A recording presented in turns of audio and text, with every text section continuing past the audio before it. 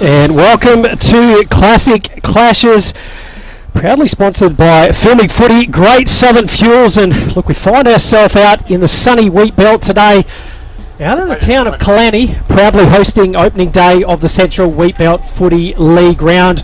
My name is Ward Harris, and look, absolutely pumped up for what is a huge day out here today. The town is pumping. We've got the netball, we've got the hockey, and we've got the footy coming up soon. Netball started, look, a little bit earlier today, and they're on the courts behind us now. 1 o'clock, I think the hockey starts rocking and rolling, and I can see people warming up. But look, as you can see in front of us now, the Beacon side, look, getting ready. They're the home team in this clash. A few new players running through for Beacon this year, and look, they should be a pretty exciting side. Made the grand final last year, didn't quite get the chockies, but Killarney, the host of today's game, look, they've won the last 3 on the trot and probably been, look, the best team in the competition the last few years now. We'll have an opportunity to have a chat to a couple of, I guess, legends around the Killarney area about the Bannockburn experience. So look, that'll be interesting a little bit later on today. And look, if I've butchered that one. They love Bannockburn. They love Bannockburn, there you go. So look, that's going to be a bit of an exciting one a little bit later for us today. Shout out to Johnny Douglas, he's filming for us today. Bailey to my left, he's producing. But look, all these things couldn't happen with some of our wonderful sponsors that we have each and every year, as we did before. Shout out to Great Southern Fuels. Look, they're absolutely huge for us and the major sponsor of the Classic Clashes. Nutrican Ag Farm Solutions, and look, we saw them just with the Little League game before, and coming out giving hats to every child that was jumped in that game, and look, that was absolutely sensational to see. John Deere, Sportal, AFGRI, and sorry, it's Delta Ag Solutions, my apologies. Blue Diamond Machinery, Albany Retrovision, who look helps with that big scoreboard on the side of this beautiful van. And look, many other sponsors there as well. Central Wheatbelt Footy League, look, they've got their own sponsors as well, and absolutely sensational from all those teams on that group. Delta Ag Solutions, look, they go right through country football, as do the CBH group. Great Southern Fuels and some of the others there as well. We find ourselves about 5 minutes or so from the first bounce today, and look, obviously first game of the season out here, Killarney as the premiers in 2024. Well, 2023-24. Look, they get to host today, and look, the opening round gets shared around the towns each and every year. And speaking to a couple of the young fellas as I came into the ground today, I think they're a bit filthy. They actually didn't get to pull on the boots today, and but then they had a look at the weather forecast and they realised 33 degrees, this is going to be a bit tough. So look, they'll get to rest up and make sure they're fresh for a couple of weeks' time. But the two teams that we've got out first today, we've got Beacon, coached by Garth Taylor, a bit of a legend, and look, he's always good at mixing some local players and finding some good players that he's able to bring in from other country towns and from the big city in Perth as well. And look out for some of those players today. And Mucker, captain coach, or just the playing coach I should say, in Egan Brooks, he's ended up bringing some extra players in from Perth this year. So look, it wasn't a great season for Mucker. Wins and loss last year, they weren't quite able to grab a win and ended up with a percentage of about 18%. But I think you'll end up seeing a vastly improved Mukinbudin side in 2025. As always, we love to have people involved. A shout out from whatever part of the world that you are listening into from today. Obviously jumping onto the Filming Footy website, onto the Facebook page, and onto the Central Wheatbelt Football League page. You'll see the links for these great games today. But as we said, get involved. Send us a text message in 0408 603 269, and we'll be happy to hear where you are coming into from today. Always lots of good feedback that comes through. Tell us what we're doing well and what we can improve on as well. And with Johnny Douglas, he's just put down a pair of the beautiful Archie's thongs as well. And I'll tell you what, if you haven't got some, do yourself a favour, get yourself best on ground today, and you'll end up with a pair of those at the end of the day. And look, we'll also try and get some across to our wonderful guests that we have throughout as well. And look, we might not be far away from grabbing one sometime soon, but as we mentioned, first game, Beacon versus Mucker. And look, a little bit later after that, we'll have the Benny boys from Ben Cubban They'll be coming up against our team from Quarter, which is going to be absolutely sensational as well. 12:30 bounce for this first one. Beautiful. And look, he's decided to jump in early, nice and early, which is always good. And I'll get him to jump on the cans now. And this is what I love about the classic clashes. You get people just jump on the cans. They're like, geez, I have no idea what I'm doing. But look, this man does. Hayden Cook, coach of Quarter. Hayden, how you going, mate? Yeah, good, thank you. Good. Look, sensational day out here. 33 degrees. Yeah, a little bit warm for footy, but we'll manage, I think. Yeah, fair enough. And look, do you reckon the boys have got it in their legs today? Tough first up game against Benny, actually. And you guys were, all around the mark, probably between yourselves, Beacon and Benny last year. Should be a tough clash. Yeah, we had a pretty close game with them in the final last year, and a few other games during the year were very close. I think they're pretty similar team to last year. We've got a few ins and a few outs, so be keen to see how we go. And look, for our listeners there, who are probably some of the keys ins and outs for Quarter in 2025? We don't have Mitchell Foot playing today. Hopefully he'll come back into the team in a few weeks, but he was our runner-up fairest and best last year. We haven't lost too many, but probably the players to look out for are Jake in the ruck, Jake South, and Liam McGrath up forward.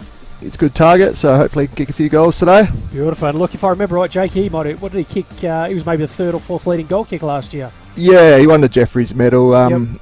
Best and fairest in the league, and always kicks a few goals and plays a solid game in the ruck always. So I'm sure they'll target him today. Beautiful. And look, Ben Cubbon, look, who are some players that you're going to have to probably watch out, I think, coming up against them today? I'm not too sure about their ins, but Brandon Matera is always one you got to look out for, and like young Damo Manuel in the middle runs all day. So they're probably the two that we have got to tame a bit if we want to win. Beautiful. Look, should be an absolute repping contest. And look, going into the 2025 season, look, Kalani probably the favourites once again? You'd say so. They've won the last 3 flags. I think they've lost their coach from last year and a few players, but they've got a pretty strong cultured club. I think they'll recruit pretty well.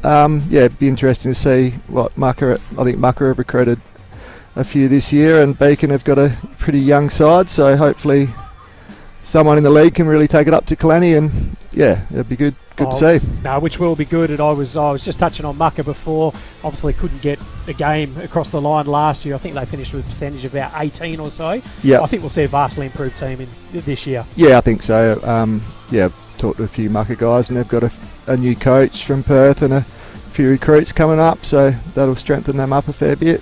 No, it should be good. I've actually got my nephew out there, Will Dobson, the number 14. Watch out for him, mate. He just runs and runs. Very good. Hopefully they don't have to chase him when we play. And then doesn't stop. So, so that'll be interesting there. Yeah. Look, big day for the footy club, and obviously, the town's rotating around every year and hosting it. What goes into a day like this for a town like Kalani and hosting an event? Lots of work, lots of food ordering and drink ordering, and lots of work to do to the Oval, and just to organise everything, licences for serving alcohol and all that sort of stuff. There's a lot of people that put a lot of work in behind the scenes at every club, so I think to have a gather round is like trying to get just one club to do everything on a day and take the pressure off all the other 4 towns in the league. And I think they trialled it 2 years ago, and it worked really well, so hopefully they might do it a little bit more in the coming years. It certainly takes the pressure off if you only have to do a home game at your own club every 4 weeks. So that was the idea of it. Yeah, look, makes a big difference. I know we got to host the first one last year, the one where they had the double header last year, and look, just the atmosphere and all that kind of thing makes a massive difference. Everyone comes to the town for the day, and look, you just end up with an absolute ripping day out there for sure.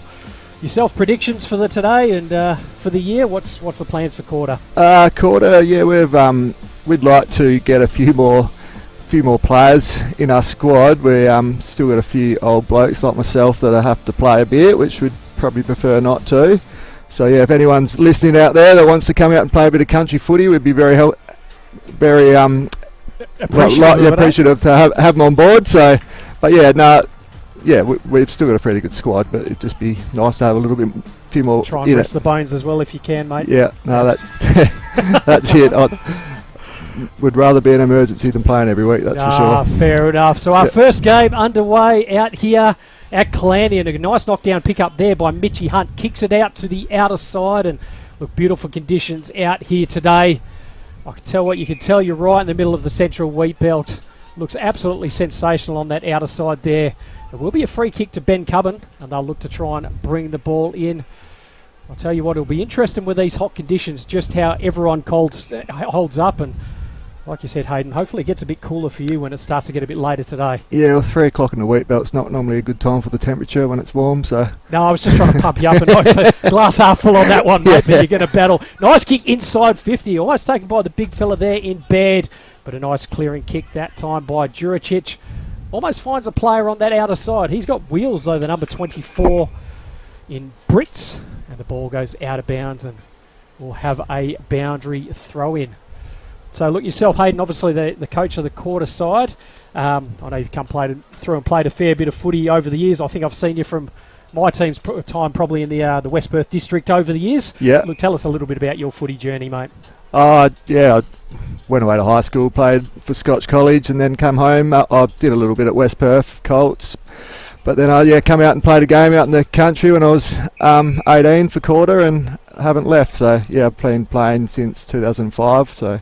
It's been my 20th year for quarter and had a lot of fun with our footy club. Really enjoyed it. Met a lot of good mates, and we've had a bit of success over the years. So yeah, it's been really good. Absolutely. But yeah, right. at the moment we've got a pretty good young base of locals that really enjoy playing with them. So yeah, no, it's been a really good club to play your footy for. Excellent. As Ben Cubbin go inside 50 now, long shot on goal. That's going to go. It's Beacon, my apologies. These B1s straight away, they do it for me. I thought that had actually gone through the middle there, but no, a minor score. And here's the my man there, Will Dobson, with the hat on. Nice kick in there. Finds a player on the near side. Almost a good contested mark. 1-2 juggle. And a nice mark there by Eden Walker for the Mucker side. Long left foot kick. He'll look to try and kick it. Pack of players forms. Just goes over the top. Umpire's found something. And it will be a free kick there to Bailey Harbour for Mucker. They'll look to try and push forward now. That's a nice kick. Well done by the player coming over the top there. Picked up by one of the 5 Muns boys out there, and it's going to go back inside 50 there. Well read there by Mucker. They'll look to try and link up out of defence now. Nice little chip kick. Just taking their time. And lands on the chest of Brendan Naylor for Mukinbudin. So Naylor. Another one will look to just try and kick long. And I think he's found another Muns boy. No, so that's Brandon Poole. He takes an uncontested mark just on the grandstand wing. Drop mark, what he should have taken there. Bounce off a chest, and here come Mucker inside 50 there. The ball just goes off the edge of the boot from Taylor Brown, but it's going to work out to their advantage.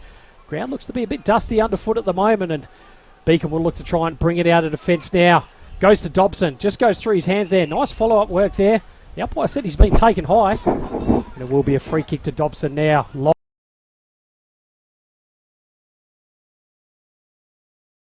Long penetrating kick there. Just goes over the target. Well picked up by Beacon. Could have been taken high. Umpire says no, this is country footy.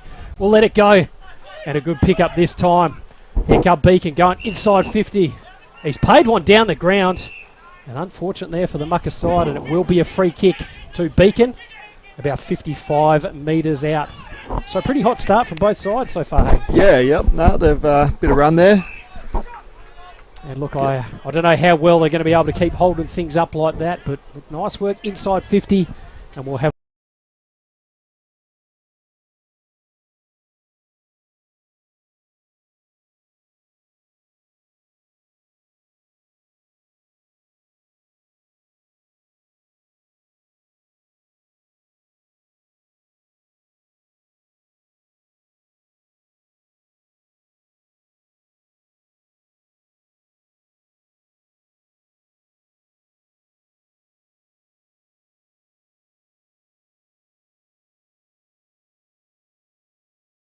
and we've got just under 5 minutes in this first quarter.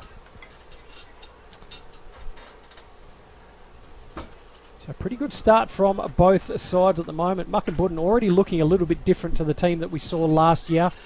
Probably able to get some more consistent ball movement, and I think they'll look to try and make the ground pretty big and move in nice and quickly from what we can see. As the umpire brings the ball back to the middle of the ground, Hugo's up in the ruck and just smashes it down. Beacon do get the clearance though, and the ball's just skipping along. Thought the umpire blew the whistle, but he didn't. Nice pick up that time by Shadbolt. He'll kick to the outer side there. That was Liam. Doesn't quite hit his play there, and Wheatbelt goes to pick it up. Is dispossessed. Nice tackle pressure there. Able to pick that one back, and handball's back inboard. Nice searching kick, and that's beautifully done. I think this play is going to be a bit of an issue for Mucka. Nice kick inside 50. Beard can't quite get down to it, but well picked up by the Mucka player. He's held that one in, and the umpire says, give it to me, 55 metres out from the Beacon goal. So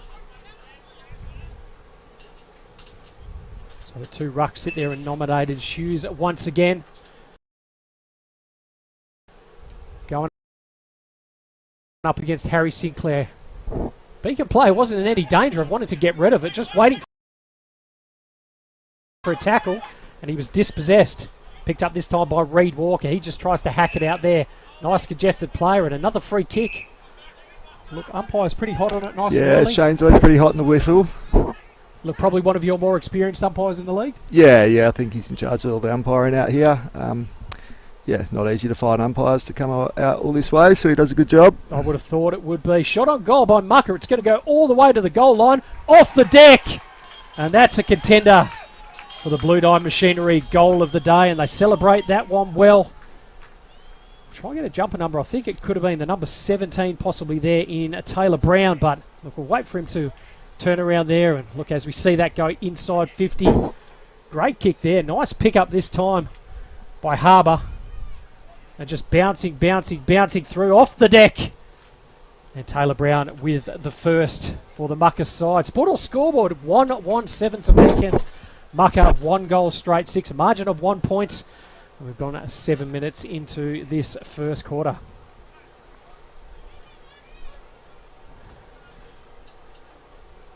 And you mentioned you're missing one of your key players today. Is he likely to be back next week? Yeah, we're hoping to get Mitch back in a couple of weeks. Yeah, he's just got a bit of work on at the moment. Oh, fair enough. So shout out to Mitch. You're playing next game, mate.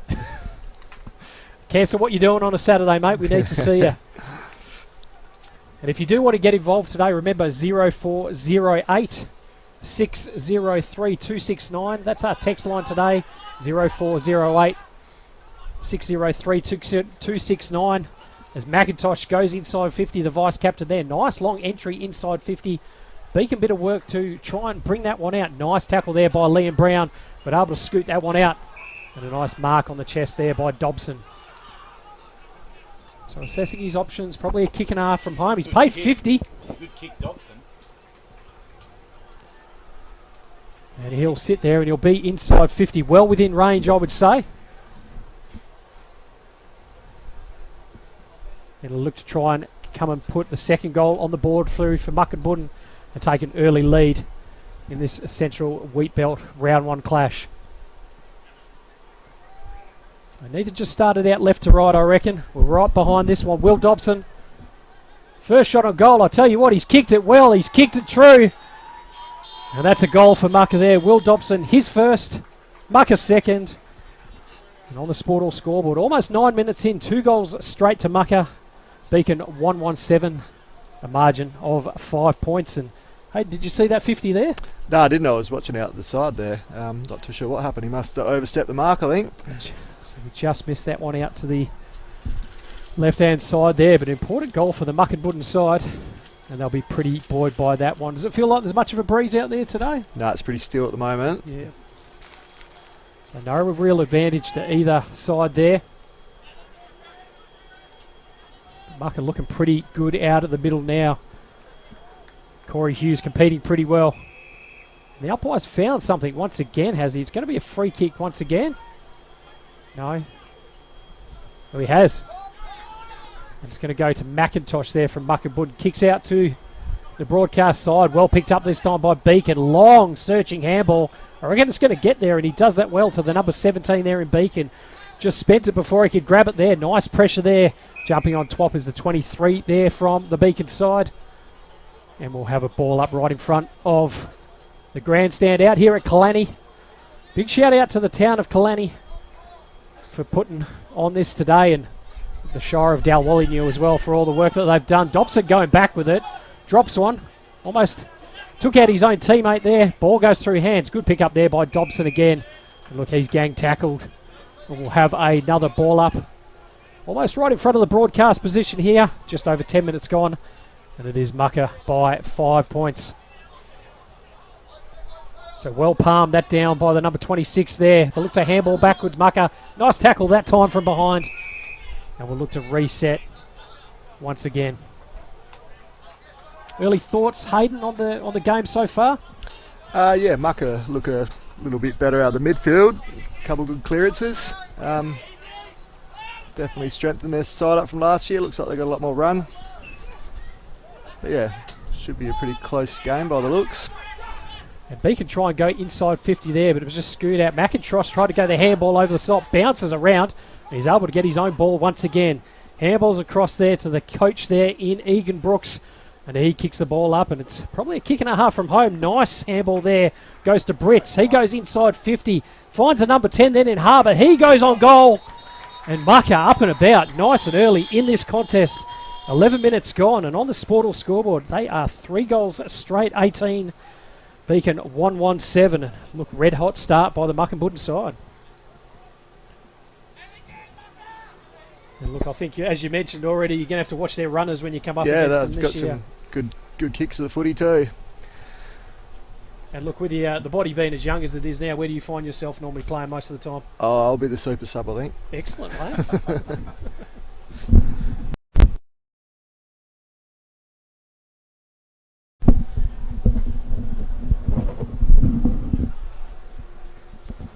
So good a start to this game from both sides. Feels like a little bit of a breeze picking up at the moment, but probably swirling around a little bit. Hopefully you're tuned in and listening to us from around the central Wheatbelt and around WA, and look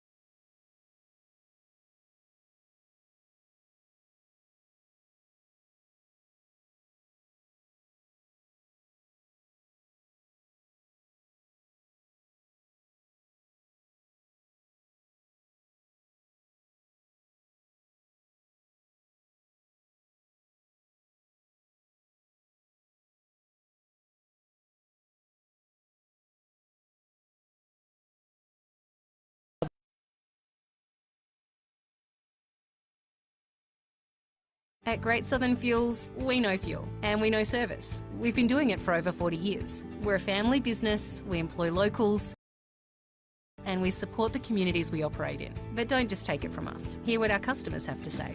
They're driven by local people, they're great community contributors. We use Great Southern Fuels because they give us a fantastic service at the right price. You can rely on them no matter what. It's just a phone call away and the tanks are full. Why would you go anywhere else? Great Southern Fuels. Reliability you can trust.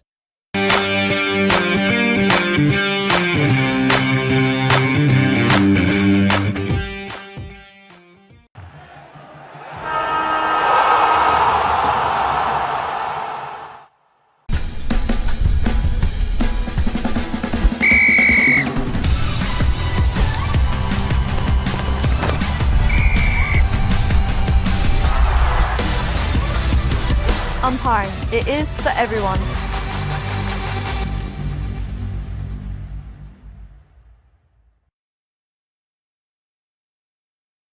At Great Southern Fuels, we know fuel and we know service. We've been doing it for over 40 years. We're a family business, we employ locals, and we support the communities we operate in. But don't just take it from us. Hear what our customers have to say.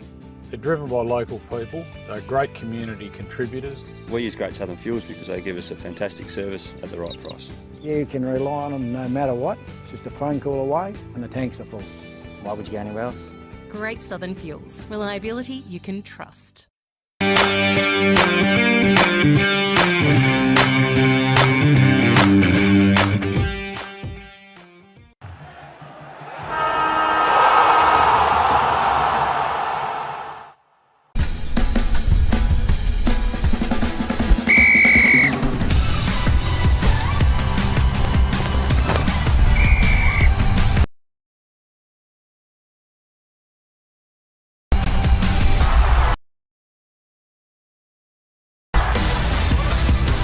Umpiring. It is for everyone.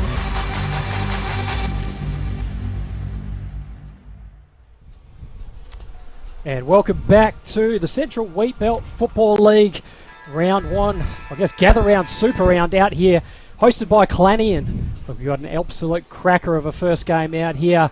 At quarter time, it was Mukinbudin leading this contest 4-1-25. Beacon did very well to come back in the later stages of that quarter, 3-3-21. And look, it's set up for an absolute beautiful day today.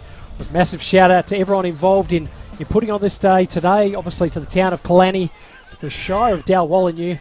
They've got some other big sponsors there in Great Southern Fuels and also Delta Ag. And I've got an opportunity with Travis from Delta Ag. He's joined us on the cans to sit here and have a bit of a chat in the second quarter. And look, Travis, absolutely sensational day out here today in Killarney. Yeah, it's great. It's very little wind, great playing conditions.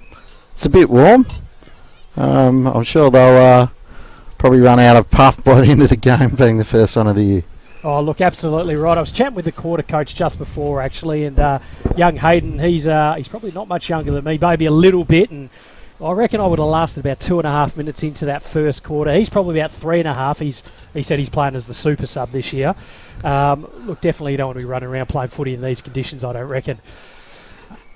Yeah, look, big day down here, obviously, for yourselves. Look, Delta Ag, major sponsors of, obviously, these kind of days and country footy in general. Look, give us a quick rundown for some of the listeners that probably don't know exactly what Delta Ag do. So Delta Ag is a retail ag outlet. We have a footprint from Esperance to Geraldton in WA. It's nationwide as well. So, all the farming inputs and from livestock to cropping. And look, obviously one of the major sponsors of the Central Wheatbelt Footy League, helping us take clashes obviously around Western Australia as well. Look, it's always been something that Delta Ag have wanted to be involved in, is obviously community sport. Definitely. You have a look here today. We've got a great crowd, and all the small country towns throughout WA come together for their winter sports, being the hockey, netball, and football like we've got here today. So it creates a great atmosphere. Oh, look, absolutely right. And we're having a bit of a chat off air before, and look, first goal on the board there to Beacon. Actually, we'll clock that one there as they've just taken the lead in this contest, and on the Sportal scoreboard now leading this 4-3-27. Mukinbudin 4-1-25 after skipping out to a pretty handy 18-point lead at one point. The Beacon side now take that lead, and I'm just trying to look at the scoreboard on the other side. I think it's only a margin of 2 points. I could be wrong. We'll wait and see if they correct that one here. But look, as we mentioned, Delta Ag. There we go. 4-3-27 to Beacon, 4-1-25 to Mukinbudin. Look, we were talking off air before, and obviously Delta Ag. There's a really good story about. I keep pronouncing it wrong. Bannockburn. Bannockburn, yep. And obviously Kalani as well. And look, I've only heard bits and pieces around the peripheral, but look, absolutely huge what Delta Ag was able to do with that, and look, helping send a big group of people along to Bannockburn not so long ago. Yeah, it's a great story. Look, it's well before my time in this area. What happened between the Bannockburn guys and Kalani? You know, Bannockburn guys coming over here and working and staying for a long time. So for them to come up with the idea to go back over and play there, yeah, it's definitely something big you want to get on board and help, because, you know, like you say, there's past people from Kalani, current people from Kalani. There was just a whole group that went over there, and I didn't go, but it sounds like it was a fantastic time over there. Oh, look, you can only imagine. And look, I think we'll have a bit of an opportunity to have a chat with Ash and Gary a little bit later on, who had the chance to go over there. But look, realistic for it to send a team of or a group of about 125 people over there, you know, through different, you know, means, and obviously a big part from yourselves in Delta Ag. Look, absolutely huge, and a big congratulations to you guys being involved. Oh, look, it's a great story, and it's wonderful that you can have two country towns on either side of Australia having this great relationship. So, yeah, it was a no-brainer to get on board and help everyone from Kalani go over there, and hopefully a few of the Kalani farmers recruited their seeding and harvest teams for this year while they were over there again. So, oh, look, you would think so, and look, Kalani, they're always going to be, you know, perennial favourites potentially. Won the last three, and look to be pretty competitive in the competition this year. I was set off air a little bit earlier. I was chatting to a couple of the guys who are out at the gate, and I said, look, you're filthy, you're not playing today, obviously round one. And I think he was pretty happy selling raffle tickets, not running around in 33 degrees today as well, which is good. But look, yourself, a local to the area? No, not at all. I only came to the area about 4 years ago. I moved back down from Kununurra, where I was previously. No, but I grew up in a farming family just out of Geraldton, a place called Walkaway. Oh, okay, there you go. I haven't actually been to Walkaway before. No, you'd blink, you miss it. Yeah, so it's not the biggest town on the way through. So I grew up at a lovely spot called Ellendale Pool. Oh, okay. So, beautiful. Sounds very picturesque. Yeah, it's a lot of tourists starting to go through there. Gotcha. What are those little hidden places, is it? Yeah, that's right. So it's a permanent pool there on the Greenock River. Nice. I'll have to add that to the spots around WA to go and visit. And look, your involvement with Delta Ag, look, how long's that been going on for now? So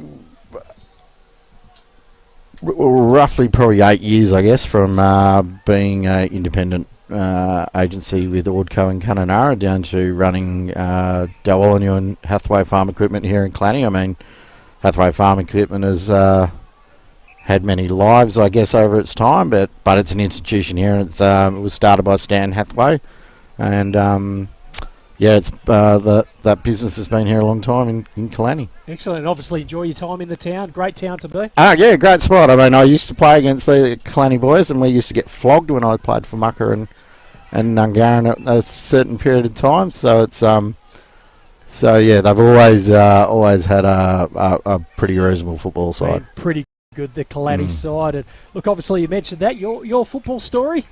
Oh yeah, very short and brief one. Obviously played in the Great Northern Football League with Rovers, and then played for Mingini. And then with my job in agriculture, as all people do, you tend to move around a bit. Yep. So yeah, just a bit of a kick and fun, basically. And no, it's all good fun. Oh, look, that's what it's all about. That's what we see here there today, as we see the families cruising around, obviously supporting the boys out on the field, but also over the back and jumping into the hockey and playing the netball as well. And look, as we mentioned, it's days like this that bring the whole big community of the Central Wheatbelt together. Look, it's what it's all about. Oh, that's right. And, you know, towns all love this time of year as they all come together, and it's probably the only time of the year that they all do get together on the weekends where come summertime. It's probably a little bit more disjointed in the sports, but, you know, everyone comes together on this one day. Yeah, look, absolutely beautiful to see. And look, about 8 minutes into this second quarter, and look, Mucka now probably almost haven't scored for about 25 minutes, and almost a good mark taken over the top.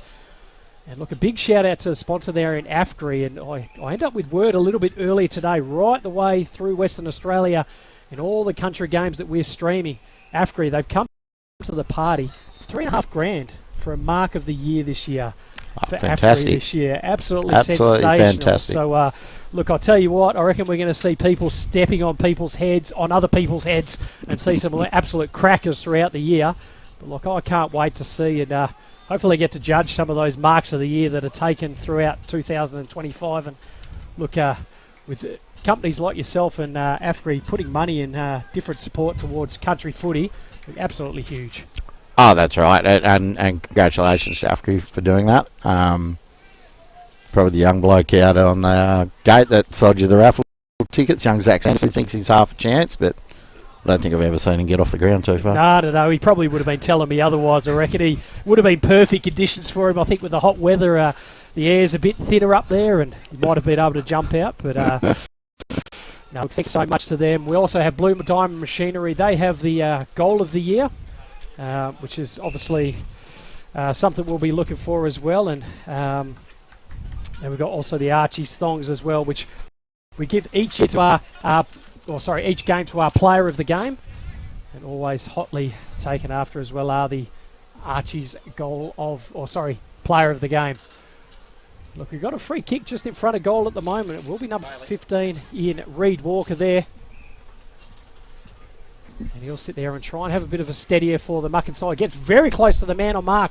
Too close where it's actually touched his hands. All the way to the goal line. And right place, right time. Zach Pootsy puts it through for the Mukinbudin side.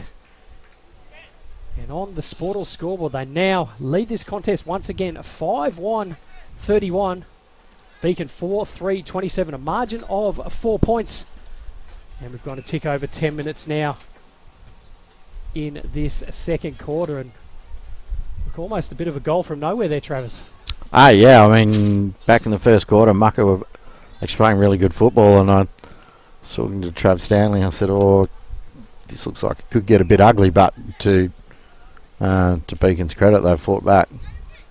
Yeah, look, they look like a very different Mukinbudin side to 2024, so look, could be a real threat this season, and look, that's what you want to see. I know they didn't have the best year last year, but having a really, really even comp and catching back up to those, you know, Benny's quarters and Beacon sides in 2025. As Mucka look to try and knock that one forward once again. Good set of hands. Could have been a high tackle. It's not. Munn's able to pick that one up and extract it. Flicks the handball out. Good follow-up tackle there by Brandon Poole. And the ball's flicked out there. Picked up with the number 19 from Beacon. Couldn't quite keep hands. Able to try and bring that one out. Albie Munns just gets that right in the breadbasket there, and I'll tell you what, he'll be feeling that. But he is absolutely hard as nails. The umpire's found a free kick. It's going to come across to the number 12 there in Corey Hughes for Mucka. So nice little kick over the top this time. They'll look to just try and slow it down.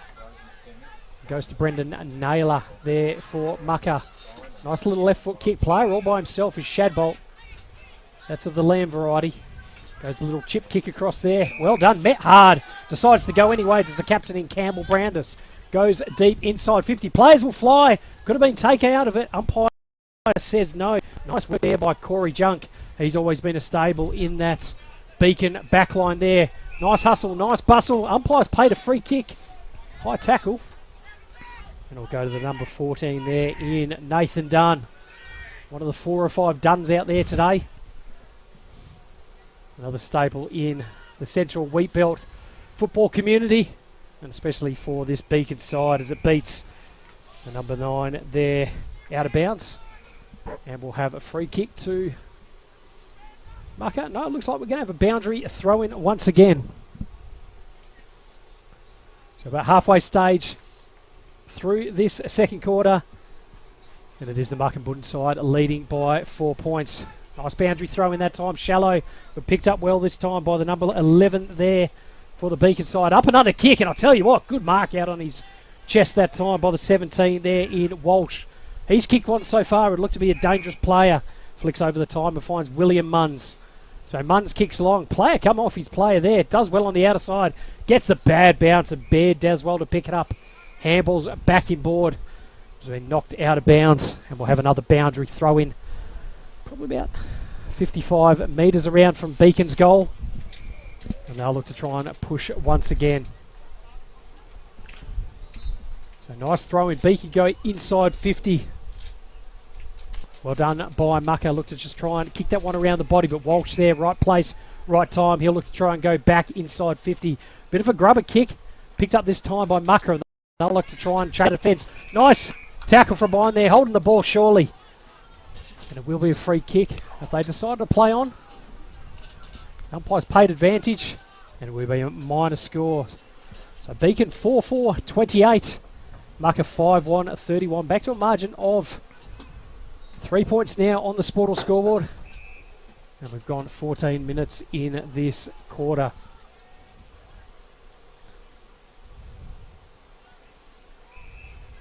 Mucker looking to try and transfer play now, bringing the ball up. Walker look to just try and kick long down the line there. Goes to the other Walker there. Great mark taken. And a nice juggling mark once again by Dunn. He looks to go through straight over the head of Poole. They're going to mop up all right though. No, picked up this time well. It's going to go back to McIntosh. He handballs across the top there, and here come the runners. Didn't need to go back to McIntosh, but did. He handballs back in board. It's going to go to Hughes. Hughes goes over the top. And the number 17 there in Taylor Brown. He's manhandled. He's tackled well. Could be holding the ball. Umpire says no. Prior opportunity. It will be a ball up just on that outer side. So look, a big day for yourself, obviously. Getting to come out to the footy today. I noticed just before the main game here, all the young kids getting given some Delta Ag hats there. So look, one of those things, obviously, and they were absolutely wrapped getting those today. And I could see them running up and down with the pink hats. It seemed like the pink hats were the ones to get on hold of today. Yeah, that's right. Well, we were popular for about 2 minutes there. The kids came thick and fast for the hats, which is good. So it was a bit warm out there. They probably should have been playing with them on. So. Look, great to see there. And, look, as you mentioned, the Delta Ag guys, you say they get popular for a couple of minutes there with the kids there, but look, from a sponsor point of view, it is important try to obviously get out and get to meet everyone right the way across the age groups. Oh, that's right, and you in our roles as well. You're dealing from and in some instances 3 generations of farmers on one farm. So. It's great to be able to talk across all the age groups. Yep, look, absolutely right there. And I'll tell you what, there'll be some kids cruising around proudly wearing those Delta Hag hats later on. And look, I'll see if I can get myself a pink one as well. No worries. We'll put one aside for you. We'll wait and see. That's fine. Yeah, look, definitely my style there for sure. As Mucker looked to try and tackle there, a nice tackle there on that outer side. Beacon really pushing. And still 3 points the margin there for the Mukinbudin side. Look, Trav, I know you've got a lot going on today, especially watching a bit of footy and look, shaking hands, kissing babies there. But look, thank you for spending so much time with us today. Really appreciate it. And look, we'll look forward to catching up with you, possibly grand final day again. Yeah, no dramas. No, thank you. And look, congratulations on the work you did over at Baddington. Sitting back here and watching the live feed was pretty cool, and it was great to watch. Awesome. Look, thank you so much again, and mate, enjoy the rest of the day. No dramas. Thank you. Thanks, Trav.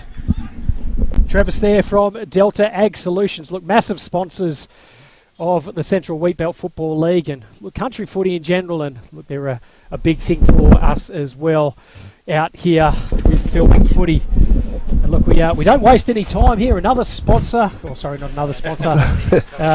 You might be sponsoring today, but there we go. Look, obviously the coach of the Ben Cummins side, and look, Brandon Matera, good to see you today. Thank you. Thanks for having us. Nice and warm out here, mate. It is, and Look, the positive for you, obviously the 12:30 game here, Beacon and Mukinbudin testing the conditions. Obviously the positive, it only gets hotter at 3 o'clock, which is always awesome as well. Yeah, that's it. I'm hoping it does drop a little bit, but it doesn't look like it at all. There's a little bit of breeze out there, but yeah, we did get told there might be a bit of rain around later, so who knows. That wouldn't be too bad there as well. Look, obviously a big day for the whole Central Wheatbelt out here. Running the 2 games as well. Kalani, you know, they get to host this year. I was having a chat to the boys. They're quite happy to have the bye and not run around in 33 degrees. Look, big day for yourself. Obviously, you know, Ben Cubbin ready to go for 2025?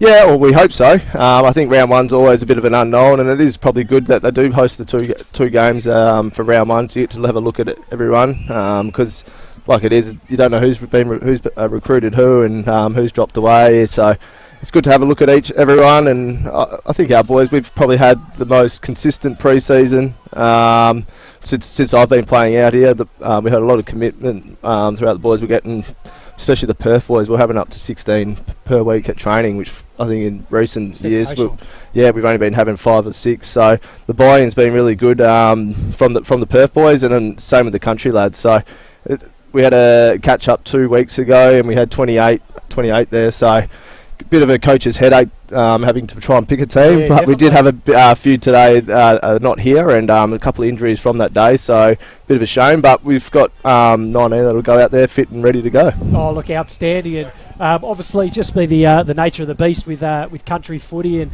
look, especially as we start getting out to the Wheatbelt towns, you've always got a little bit of a change of personnel. I know, look, Benny, you've always had some really good locals that float through, but try to big in some players from Perth as well.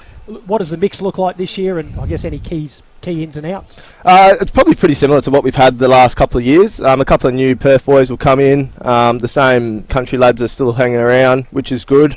So yeah, and I think the team fluctuates throughout the year with people available and not available round to round. But yeah, we've got a couple of new younger guys, which is good, and they'll probably enjoy it today, being the fitter ones running up and down this heat. But yeah, looking forward to getting out there. And the game here is obviously very close, which is good, so it makes the comp nice and handy. Oh, look, and you know, we were saying a little bit earlier, I was having a chat to Hayden from Quarter, and he mentioned straight away, he goes, oh, look, you can see Mucka look like a different team already this year. A couple of younger guys there, some really good run and carry, not bad through the midfield group as well. Yep. And look, having that 5th team that's super competitive, I think it makes the whole comp better. Oh yeah, definitely, and that's what you want. You want to run, come up to every game, having a good challenge, and I think that's what brings the country footy standard up.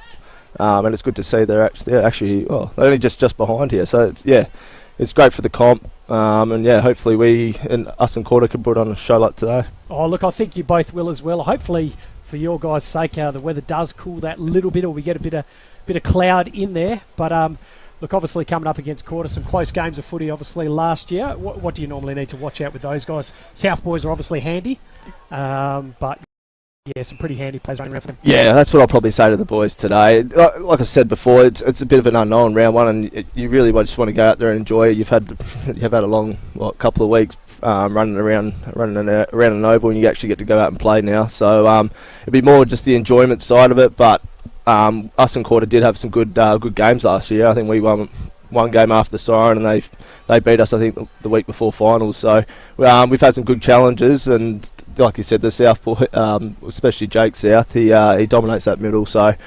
it's a big job for Chop today in the ruck. But yeah, as long as we can help him around the ground, then yeah, we're looking forward to the challenge anyway. Beautiful. And look, yourself, footy-wise at the moment, how's the body holding up?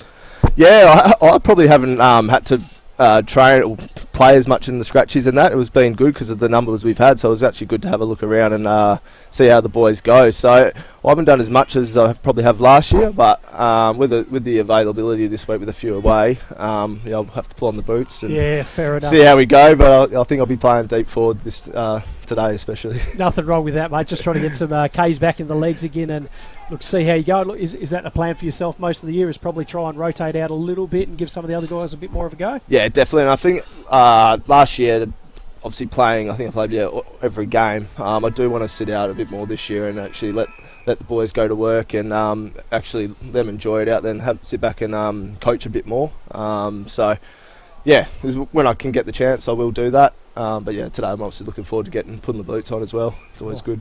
Awesome, mate. Well, hopefully I can see you kick some snags there. We've got Blue Diamond Machinery, the major sponsors there for the goal of the day, and I'm hanging out to hopefully give you that award later on today. But look, we'll see how we go. But right on half-time out here at Clanion, the Sportal scoreboard, Beacon have kicked one there through Benny Dunn, the ever-reliable Benny Dunn, and look, extend their margin out now. 6-4-40, I reckon I've got on the Sportal scoreboard. Mucka 5-1-31, a margin of 9 points as we go to half-time. And look, after Mucka kicked 4 in a row in the 10-minute patch in that first quarter, look, it's really all been the Beacon boys just stamping their authority on the game so far. Look, I won't keep you much longer, mate, because I know you've got some of your pre-game stuff to do and having a chat with the boys post, obviously, half-time. But, look, mate, best of luck for the season ahead. Hopefully the body holds up for yourself as well. And, look, hopefully we get to see you a bit later in some finals footy. Yeah, appreciate that, mate. It's, that's obviously what you want to play is the finals footy. We fell short the last 2 years, so hopefully we can go 2 better, I suppose. We have to get there first to have a chance. But, yeah, we're looking forward to the season. Good on you. Congratulations. Look, thanks again, mate. And, look, we'll see you out in the field in probably about an hour or so time. Yeah, beautiful. All right, cheers. Cheers, Good on mate. you. My name's Nick Essler. I'm the National Operations Manager for Blue Diamond Machinery. I've been with the business for 18 months. Blue Diamond Machinery, we've got a great team environment. We encourage input from all of our staff, from warehouse workers to electricians to engineers and sales team, to help us move our customers towards a cleaner future. So we're looking to fill the roles of electrical technicians, both within our production areas and field service, mechanical technicians to support our growing fleet, warehouse workers nationally, fabricators and sheet metal workers to help support our new Blue Diamond engineering facility opening up in Henderson this year. If you'd like to help us deliver quality products, great service, and help transition the industry to a cleaner future, we'd love to hear from you.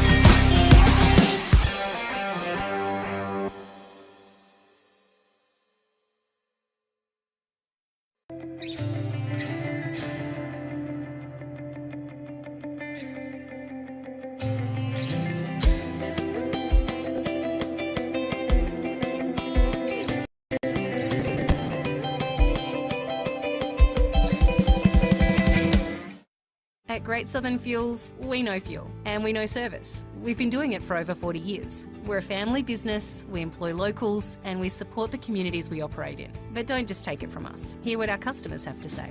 They're driven by local people. They're great community contributors. We use Great Southern Fuels because they give us a fantastic service at the right price. You can rely on them no matter what. It's just a phone call away and the tanks are full. Why would you go anywhere else? Great Southern Fuels. Reliability you can trust.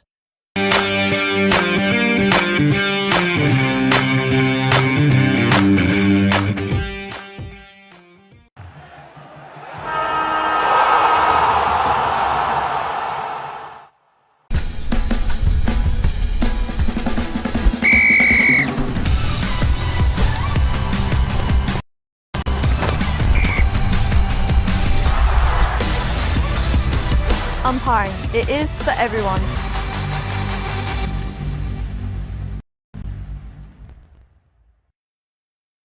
My name's Nick Essler. I'm the National Operations Manager for Blue Diamond Machinery. I've been with the business for 18 months. Blue Diamond Machinery, we've got a great team environment. We encourage input from all of our staff, from warehouse workers to electricians to engineers and sales team, to help us move our customers towards a cleaner future. So we're looking to fill the roles of electrical technicians, both within our production areas and field service, mechanical technicians to support our growing fleet, warehouse workers nationally, fabricators and sheet metal workers to help support our new Blue Diamond engineering facility opening up in Henderson this year. If you'd like to help us deliver quality products, great service, and help transition the industry to a cleaner future, we'd love to hear from you.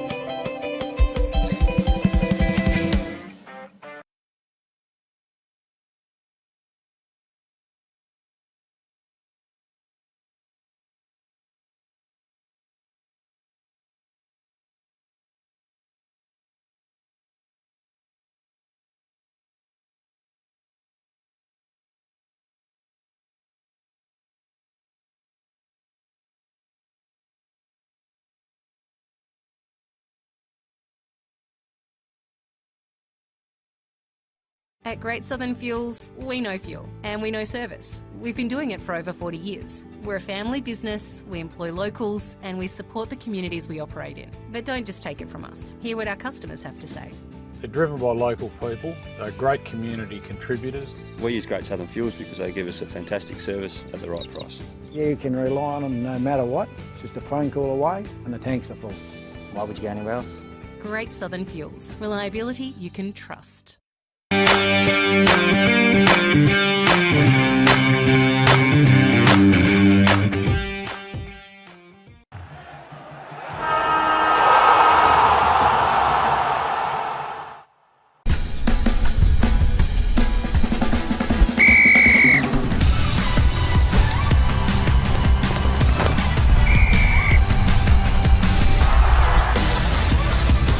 Umpiring. It is for everyone.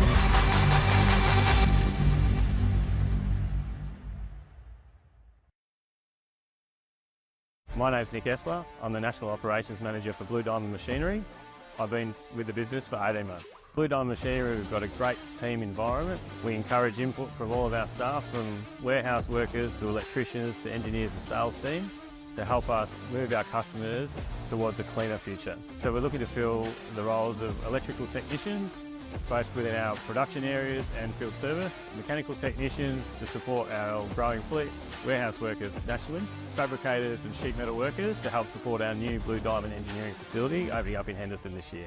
If you'd like to help us deliver quality products, great service, and help transition the industry to a cleaner future, we'd love to hear from you.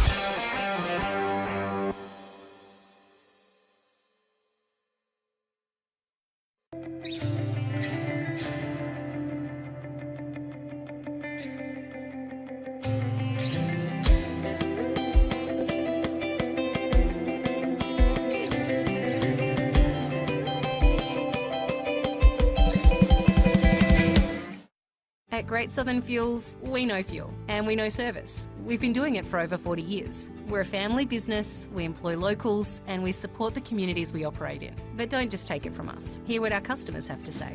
They're driven by local people, they're great community contributors. We use Great Southern Fuels because they give us a fantastic service at the right price. You can rely on them no matter what. It's just a phone call away and the tanks are full. Why would you go anywhere else? Great Southern Fuels. Reliability you can trust.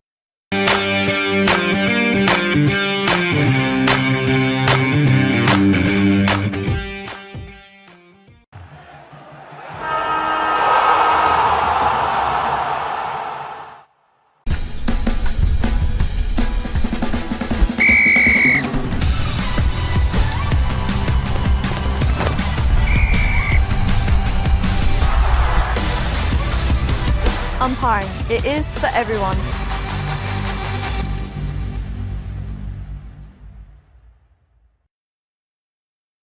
My name's Nick Essler. I'm the National Operations Manager for Blue Diamond Machinery.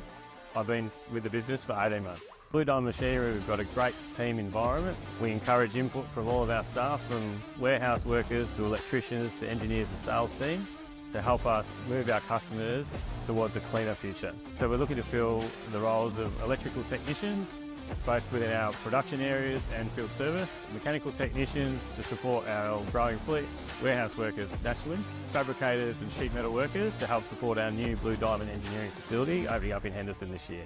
If you'd like to help us deliver quality products, great service and help transition the industry to a cleaner future, we'd love to hear from you.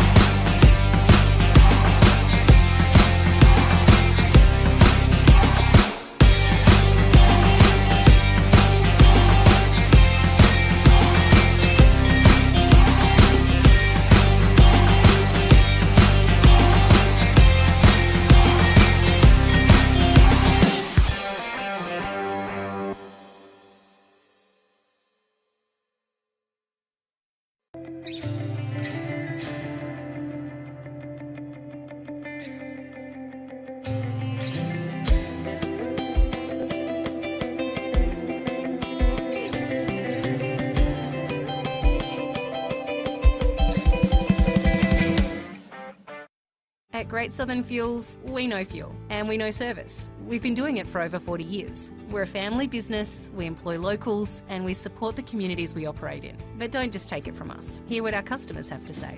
They're driven by local people, they're great community contributors. We use Great Southern Fuels because they give us a fantastic service at the right price. You can rely on them no matter what. It's just a phone call away and the tanks are full. Why would you go anywhere else? Great Southern Fuels. Reliability you can trust.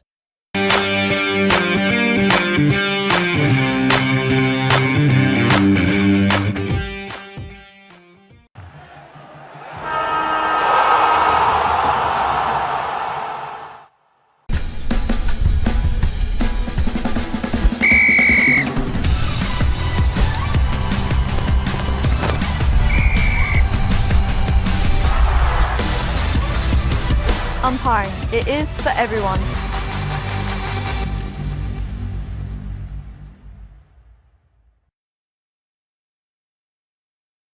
My name's Nick Essler. I'm the National Operations Manager for Blue Diamond Machinery.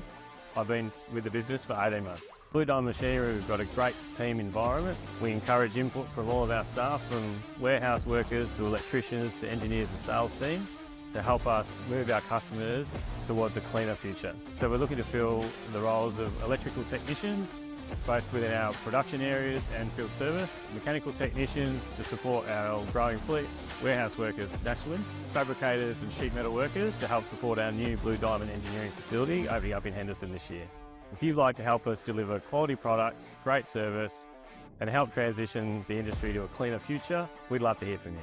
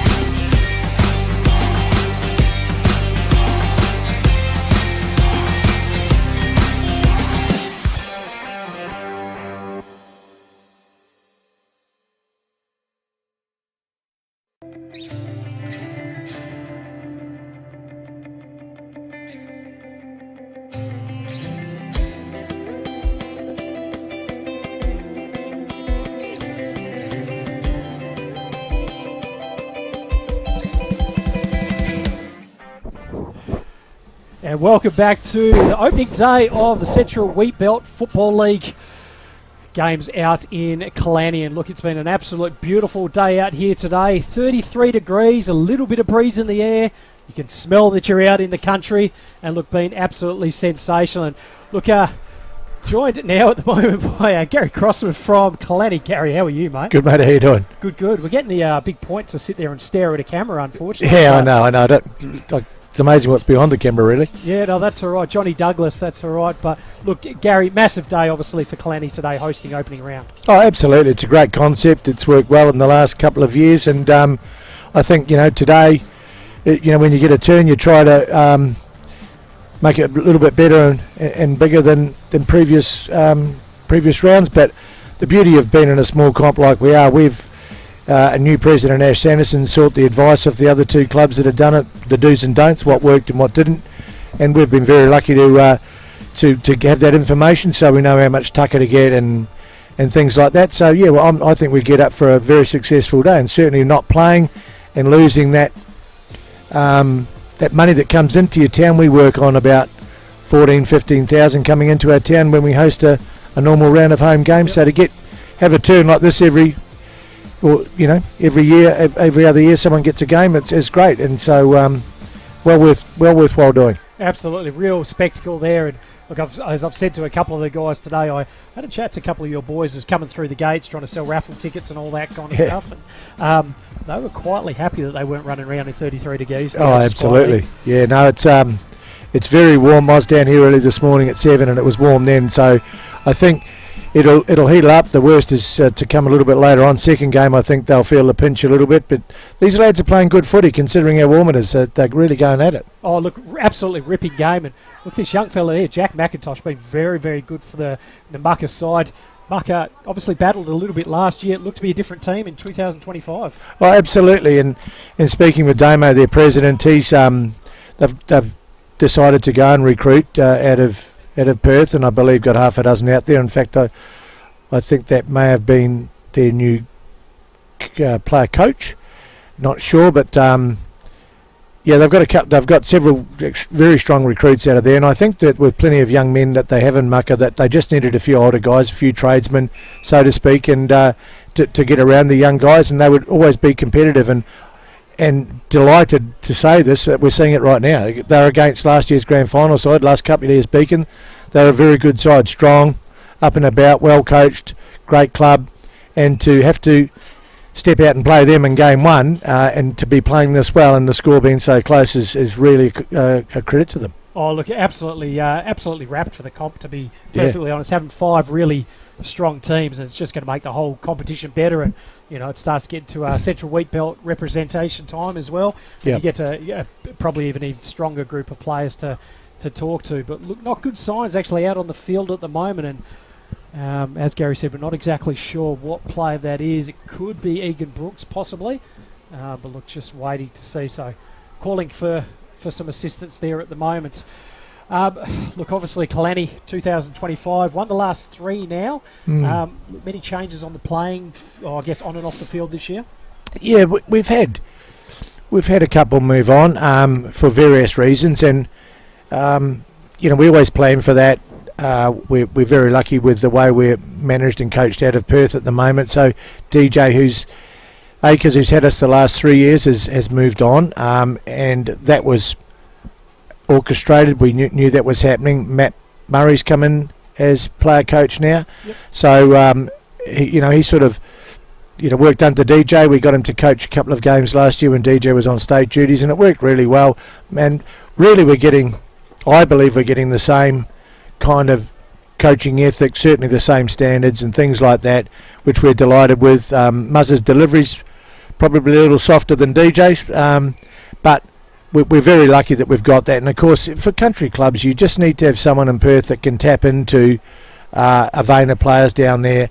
And in our case, and like many clubs out here that that play in the Central Wheatbelt, we're needing, I think we've got 15, 16 players on our list out of Perth this year, and we've got 7 or 8 locals. So it keeps the comp going, keeps the town going, really. Yeah, look, absolutely right. And look, good to see Matt's obviously come in and still pushing some of the similar messages, because, look, in all honesty, the team's been very, very strong the last few years especially, and, look, you really want to keep rolling on from that good work that DJ has done there as well.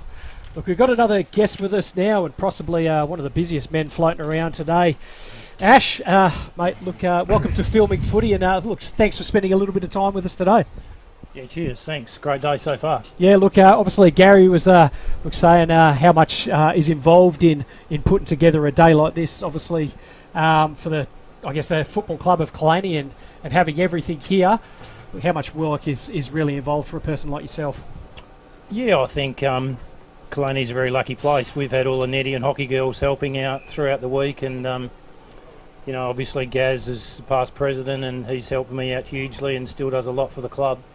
But yeah, it's just all about, putting our hand up and getting together, and, like the trucks, one guy brings the truck in, we whack the Keep the Sheep sign on there, and, away we go. We just love doing this sort of stuff. Oh, look, which is what you want to see. Tell us a little bit about the Keep the Sheep with the Delta Ag sign on the background there. Where's that come from, and what's the story behind that? Yeah, so obviously we'll go with Delta first. They're the major sponsor of the league for today.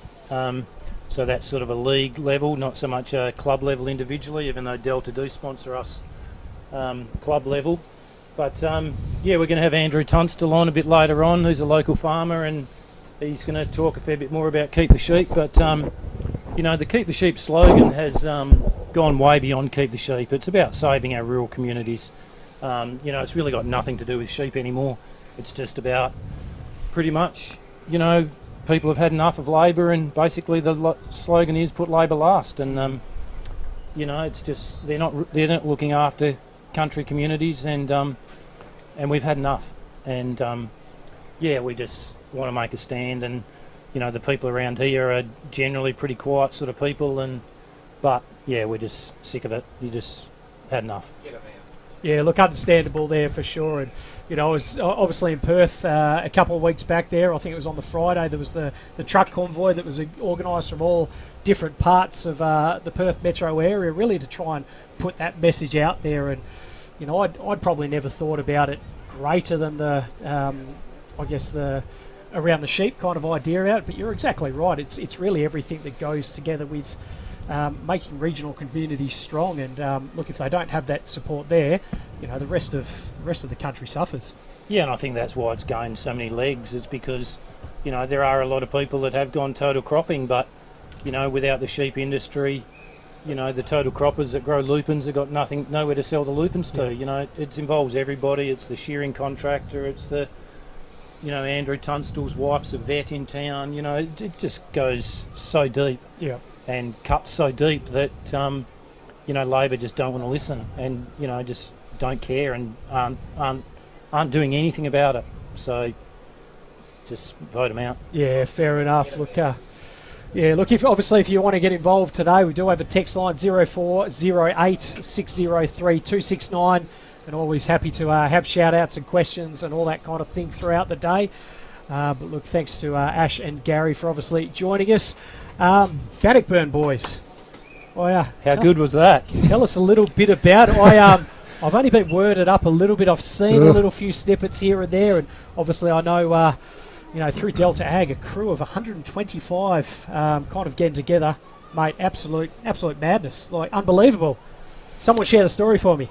Well, I think between Gaz and I, we pretty much put it all together. Obviously, other people were involved, but a couple of people do have to take the lead and do it all. And thanks to Gaz for all his contribution, because it was something that was sort of brought up while he was still president, and credit to him for taking on and doing such a big role in organising it. And everyone was, everyone had a great time.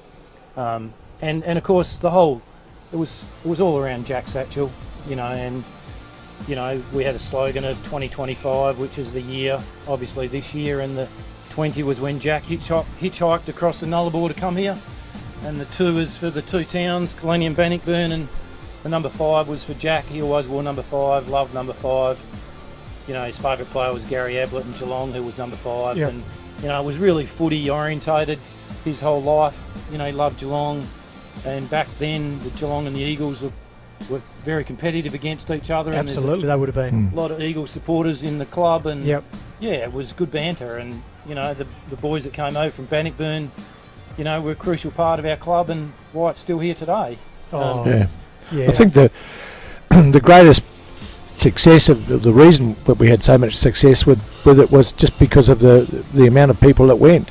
We could have taken a footy side over with the normal entourage, and it may have flown under the radar. It probably would have, but the fact that it was Jack, as Ash said, we were playing for Jack. He had played here a lot, and his family were in Bannockburn, and to be able to do this and get the support, we would have not have been able to do it without the support of AFGRI. They came in from head office in Perth, and they were just absolutely outstanding in giving us that support, and we were well backed up by others. We've got a local company in town, Mammoth, who preferred to fly under the radar and just support the community, but they're an exhaust manufacturing company in town, and terrific people to have, great company to have in town, keeps our town going. Intergrain Delta, who are here today, once again they jumped on board, supported it. Gage Roads and Killarney Ag, who had themselves and others in behind them that contributed. But as I said, so many people, including Ash and I, that were able to bring it together, and we had a terrific travel agent, and if ever travelled out of Dunsborough, Michelle, I don't know, she's probably still swallowing Valium and drinking red wine as we speak, but she did a wonderful job, and we had people changing flights and doing everything, and it was a Herculean effort to get it, and so those people that I mentioned, sponsors, made it possible, but the real thing that gave it the emotion and the real cultural attachment for both towns was the fact that so many people went. Yeah. And that was evident when it was very emotional the day. I don't know how we won. We sort of dissect that now, and we've kind of worked it out a little bit, but it was just so enormous. It was icing on the cake to be able to go that far, play such a good club, and they're red hot. They're not, they're not easy beats by any stretch of the imagination, and we were walking into just a game to celebrate a chap's life, and we were able to win the occasion. So I think for ourselves and our community, I think they got a lot out of it, and I think we did as well. I think it galvanised our community really well, and I can't think of a better way for Ash to start his presidency than to be able to take the whole club in the town away to a pre-season game and coming into, try and win the 4th flag. So it's just enormous. It's really good. Oh, look, absolutely massive there. And look, I probably only had the opportunity to really follow it a little bit over, the last little bit of time. And obviously, as the documentary was coming together on it, I probably actually didn't fully know the story behind it. But as I started to get to know it, I'm like, wow, this is absolutely massive. And I think obviously we've got many listeners out there. Someone able to give us a quick minute, kind of, I guess, how did it happen? How did he decide, look, this is what I'm going to do. I'm going to come across. Do you know what? I'm going to keep rolling through. I won't just stop where I am. I'll land in Killarney. And he's almost said, this is the place. And we rock and roll from there. Yeah, well, Jack, as a 20-year-old in Bannockburn, obviously, they just decided they were working over there, and then just decided, will come to Killarney and hitchhike across the Nullarbor basically, and ended up in Killarney. It was actually his initial job was working on my uncle's farm, which is our neighbours, and so I worked with Jack, which got to know him very well, and instantly in towns like Killarney, whether it's summer sport or winter sport, footy, hockey, netball, tennis, anything, if you get involved, and they were great people, the Bannockburn people, they were community people, so they got involved really quickly. Jack held, he was treasurer of the Killarney Footy Club for a while, and Wagon coached, and they called this home, and their second half of Jack's life was here, and this was home, and his family were happy with that, and they loved that, and they loved seeing us back over there, and it just all snowballed, and the saddest thing about the whole thing is Jack's not here anymore, so we're happy that we could do something in his honour, and hopefully this, these sort of memorial things have a lifespan. They go for a while, and you need to jump on board while it's going, and wouldn't it be fantastic if Bannockburn come to Killarney in the next couple of years and we can show them around and do it again. See what an oval looks like when you don't have a population of however many people in Bannockburn. You've got a population of a couple of hundred. Absolutely right. And look, as we can see, obviously there's highlights on the stream for everyone that's watching at the moment. And that was the game played between the two towns. And look, just quietly, it does look slightly busier than a local Killarney in the background there. But look, absolutely sensational there. And to get those two towns, just how far away they distance-wise, to have that happen is just absolutely phenomenal. Yeah, it became a game of intrigue in the end. It was pre-season, but as the story gathered momentum, and I think there was a lot of press got behind it. And I mean, we started with John here and had a chat about the story, and he loved it, and it went from there. And as it grew, momentums, and off the back of the support that we got from Dartfish, we were able to post stuff and get good sponsorship, as I mentioned. And then by the time we got to Bannockburn, Ash was getting calls every other day. Certainly I got my share, and the press wanted to be involved because the story behind it, the people that are involved, it's real people. It's not multi-million-dollar players or anything like that. It's just grassroots at its best. And we're a very small town going to a bigger small town and playing this game, and there was a genuine, passionate reason for doing it. And that was what we were up for, both towns, and the fact so many people came particularly showed Jack's family what he meant to our town, and the fact that we were able to do it with the level of interest that has come from it really shows you what sport can do in small communities when people get behind things of this nature. And it was just an absolute credit to everyone that got involved and has given us airtime since then.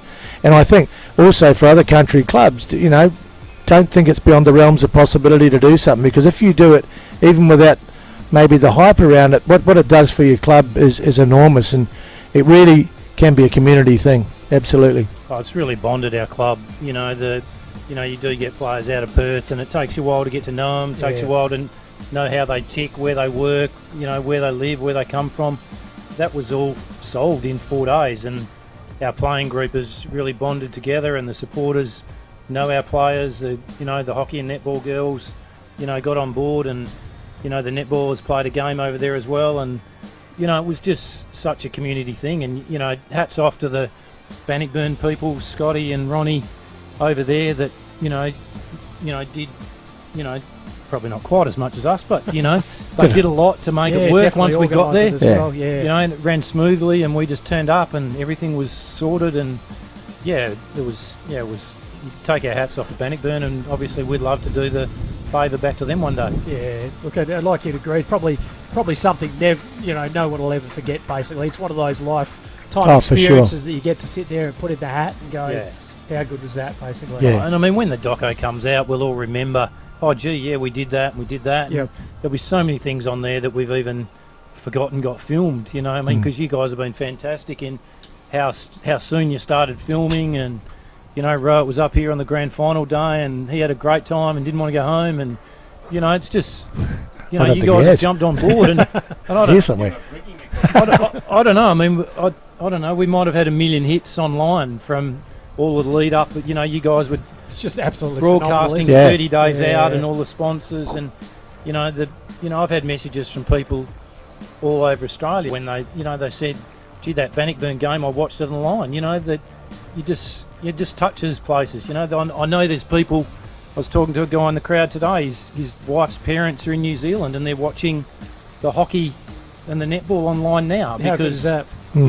that's where she's from, and her parents probably haven't seen her play for a while. And what the broadcast does for people, it goes way beyond what most people think. Yeah.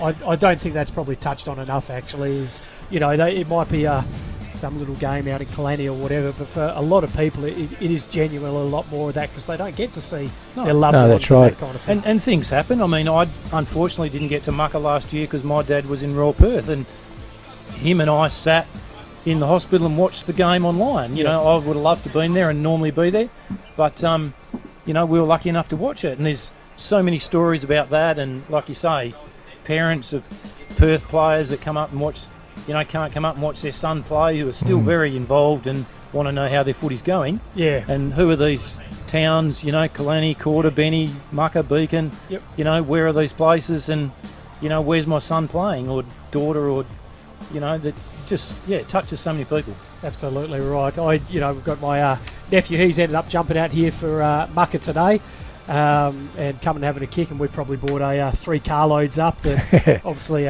clearly wanted to come support me, obviously. But watching the young fella, play his first game. He normally plays at North Beach in the city.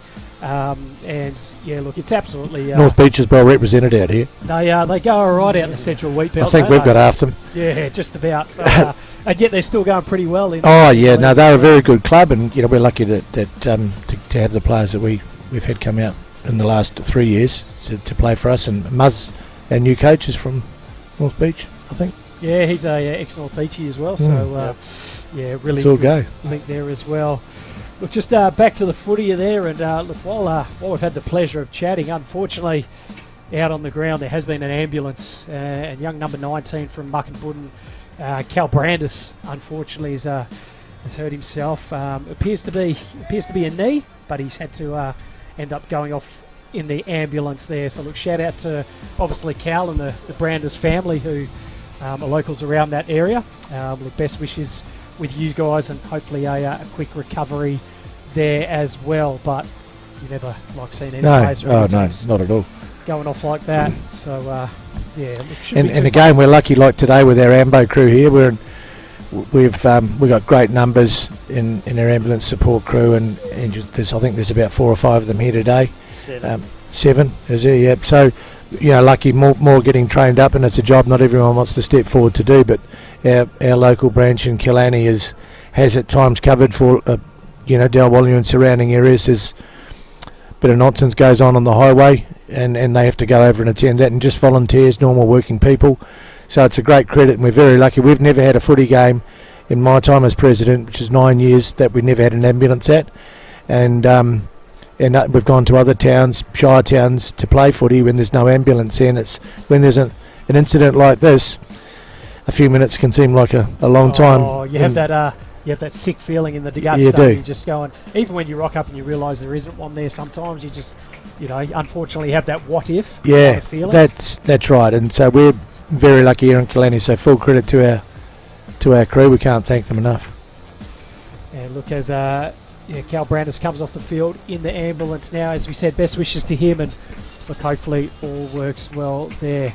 See the quarter netball got up by 2 goals, which was a close game in the early netball game, so good to see a nice close result, and this game of footy's very close as well, so good to see Mucka keeping right up with Beacon at the moment, and hopefully all games today are nice and close. Oh look, and that's what you want to see, get everyone into the town, make it a really good day, and have some close games of sport here as well. So look, believe it or not, we're only at about 3.5 minutes gone in this third quarter, and look ready for a restart now as well. As the umpire throws the ball all off there, Munns tries to charge through there. It'll be interesting to see which team comes out red hot to start this restart. And the ball doesn't go very far, and we will have a reload once again. Nice throw up once again. Good knockdown that time by the Alumba 11 there in Harry Sinclair. Been a pretty good player out for the Beacon side over the years. And the umpire says, give it to me once again. Look, obviously we mentioned there's a few changes to the Clanny side. Obviously Matt Murray being probably the big one. Any names of players that we can say that have gone in or out or anything like that at the moment, or worth a mention? Yeah, well, we've lost a couple of guys. Who have gone to another club, and we wish them well. That's wherever they go in their footy, we hope they do well. And of course, we've picked up a couple to replace them. But yeah, the core Kalani club there, all the locals are the same, and there's still half a dozen from last year's premiership team, and so they'll still be going really well. So should be red hot again in 2025. Yeah. The biggest thing with having Muzz and just keeping that continuity going was the group that was there is known, as you said, from Beaches, and so we've been able to continue on. We've got a pretty handy ruckman come in. Oscar Tootle played well. You would have seen on the highlights package out of Bannockburn. I think he's played basketball the last couple of years. He hasn't played footy. He came back and was a star for us. So as Ash said, 2 or 3 lads come in to replace to replace the boys that have gone. A couple have gone overseas, and that kind of thing. Young men, they can travel as you'd these love days. to, wouldn't Yeah, you? bloody oath. So we work on that. But we've also been very lucky on the back end of it, where we've got Jake Kemsley, who's been here since 2009, and a lot of guys come generally stay for 4 or 5 seasons. So we're very lucky once we get them here. We tend to find that once the girlfriend gets hold of them, that's when they migrate rather than going to another footy club. But as I said, we welcome them when they're here, we encourage them when they leave, and remain friends for a long, long time. And that's what country footy's about, and that's what we epitomise as a club. Oh, look, and I think that's a great way to look at it as well. If you can try and look at train players for, 2, 3, 4, probably 3, 4 seasons, it really does make a massive difference. First of all, on the field, just with that chemistry, but then the whole kind of feeling at the football club as well. When you've got guys that are coming in, year out, you really battle with that kind of, feeling around the football club. Absolutely. As well. Yeah, you want continuity, and we reckon usually, if any travelling person from, whether it's our club or any other club in the Wheatbelt, if you can keep them for 3 years, they're either at uni or studying, and then if they get a job or a girlfriend or a partner and, something somewhere else, they often move on. But, if you can keep people in the league for 3 years and keep the competition strong, and it's good to see Mucka here today performing better than they did last year, because that's only going to be good for the league, and we need that. You need good games. We're only 5 teams. Only 5 teams in the league, and we want good games every week. And it's fantastic to see Mucka improve today. And they're right in it. They're only a couple of points down, and if they get the next goal, the whole thing changes. Game on. Yeah, look, definitely. The one thing I've noticed about them so far, they've got a good small brigade of players that seem to be actually pretty good in and under, but really good left foot kicks as well out there. Yeah, so the Mucka are using it really well across half back. They're squaring the ball up and keeping possession and making Beacon defend when they have to. And they'll play well this year and do well if they keep that game plan up, which is good. And then I reckon just quietly, if you can get Caleb Shadbolt up forward as well, he's every chance of kicking 50 this year with the ball use going inside 50, I think, the way as well. So watch out for Caleb a little bit later. I think that's where he'd like to be, just quietly. Yeah, I think best so. for all other teams if they keep him outside 50. Yeah. It's but Ash is right. It's very encouraging what we're seeing here today, and I've spoken to the lads in the build-up to this game, and it's awesome that they're doing so well. And remembering, Beacon have been in the grand final the last couple of years. They're no slouches, this Beacon side, and to be going as well as these are first head out, warm conditions, away from home, you can build all sorts of reasons as to why they may not necessarily be starting as good, but they've started off terrific, and unfortunately for us, or fortunately for them, I'm not sure which way to look at it, but they play us next after Easter, so it's a tough start for a club that's regrouping to play the grand finalists from the last couple of years. But from what I've seen out here, going to have to be on guard. Yeah, look, No doubt. I think you're right there as well. And look, Beacon always come and perform pretty well. Last couple of grand finals where they obviously haven't quite got the chockies, but I was looking back, they absolutely haven't won a flag since 2009 now was the last flag that they won. So they've got the longest. It's awesome, isn't it? I know, very, very good for you guys, but they've got the longest record in the league, actually. Yeah, they have. If They're Toby great. Spencer slots this, they'll be in front. Absolutely. So he's going to kick from directly in the front. It's going to be a long kick, and I'll tell you Missed what, to the right. he's got a big sand wedge under that one. Yeah. And just out to the right-hand side. Sorry, Toby. You did put the blocker on him. Oh, That's the all, curse. didn't you? That's all right. It was there. Absolutely. But So- you're right, mate. Beacon, you know, particularly through the 90s now, they're an awesome club. They've been a great club up until just recently. Everyone has a turn. Yep. You know, we had to rebuild a few years back, and you do that, you go for youth and you build around it. And I think once you realise that your players are coming out of Perth, that's what you've got to do. You've got to address it, get a coach down there, and interact together as much as you can. I believe we've done that. And the important thing we've touched on too is getting guys that want to buy into your culture, off-field culture. Yep. You know, when they come and they're part of the club and community, and we've achieved that in spades with the Bannockburn trip this year, obviously. But you'll see it at Beacon and Mucka now. Once you've got the group up and about, it just changes what happens after the game as well. Yep. And once everyone starts to gelling and getting on the same page, then you're winning footy games. And look, at the end of the day, you want to turn up, train hard, play hard, and win a game, don't you? Oh, look, that's what you're here to do, isn't it? Yeah. Look, everyone loves doing that as Beacon look to run into goal now. Going to be kicked off the ground by the number 10 Ian William Munns. And look on the Sportal scoreboard. Beacon, they extend their lead out 7 goals for 46. Mukinbudin 6-1-37. Back to a margin of 9 points, sorry. And Is that the keep the sheep scoreboard over there you're talking about? that could be the keep the sheep. My apologies. We've changed it up for today. But 9 points now, the margin, and look, probably a goal against play in the end there for Beacon. Yeah, they're hanging in there, the Marky young fellas. I reckon they've got some nice pace around the ground. Are certainly competitive. That's willing. You can see in the collisions already. It's game on. There's no doubt about it. And I can see this going down to the wire, to be honest. Yeah, look, think it's going to be an absolute ripper of a game. Got Benny and Quarter coming up. They played some good games last year. Look, your inside intel much about either of those teams this year, and look, how do you feel like they might end up going? I think for me the biggest thing in Benny Quarter is. Quarter's a good side. They always are every year. They've got a lot of locals there. They've got some stability in and around the club, and you just expect that they'll be in finals. If they made a grand final, it's a toss of the coin, regardless of what's gone on before that. They are seasoned campaigners, no doubt about that. Benny have been on the up and up in the last couple of years. The Matera boys are back this year, which is a big plus for them. Unfortunately, last year's injuries got in the way at crucial times. They played very well at the start and through mid-season, and then fell away at the end as injuries got hold of the side, which was disappointing for them.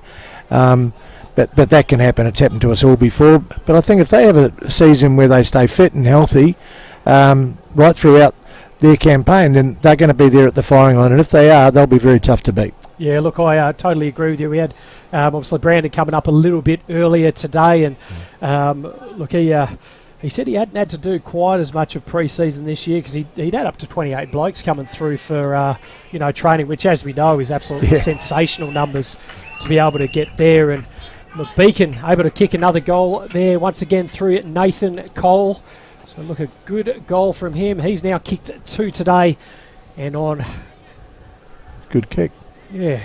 Yeah, Benny had good numbers. They didn't even have a scratch match. They just had an intra-club match because they had enough to just basically have a which is outstanding game amongst themselves. But talking to the boys, I think they're a bit short today. If you guys 19, I reckon he's got. So yeah, they it's always a test throughout the pre-season and then get them there the first game. But yeah, I think Benny and Beacon are going to be up there most of the season. It's they're good clubs, so yeah. Look, I think it's probably got the just based on what we're seeing, maybe the opportunity to be one of the most even seasons down the Central Wheatbelt this year. which would be, look, absolutely sensational to see. And, you know, I know we have the opportunity, filming footy, to come out and cover the odd game here and there, but usually always out here for the grand finals as well. And I'm looking forward to it already. It's one of my favourite days of the year, the Central Wheatbelt Footy League grand finals. There's a nice kick forward there once again, but well done there by Weeble there from Beacon. Goes a long searching kick there. Absolutely floats it beautifully. Finds the play there from Beacon out on the lead. I think that could have been kick it. Nice spoil there. Well done by the coach in Egan Brooks, and the ball goes out of bounds on grandstand side of the ground. Almost 15 minutes gone in this third quarter. Beacon leading by 15 points. Look, gentlemen, I might actually let you guys leave it there. We've taken up probably half an hour of your time. But look, thank you so much, obviously, once again for putting on the day today.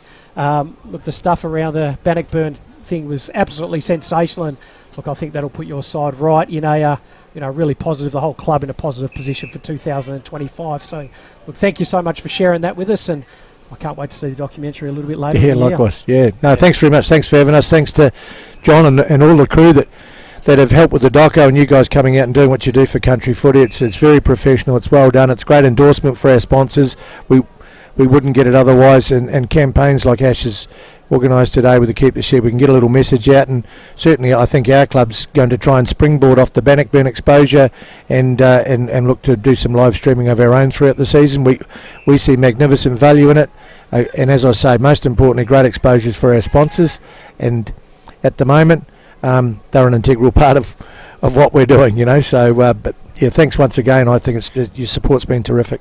Yeah, I'd just like to thank the Kalani community for all that they've done in the last couple of days and week, getting it all sorted, and of course to Shara Dowley for coming on board and doing the live streaming, and it's just turned out to be a really good day.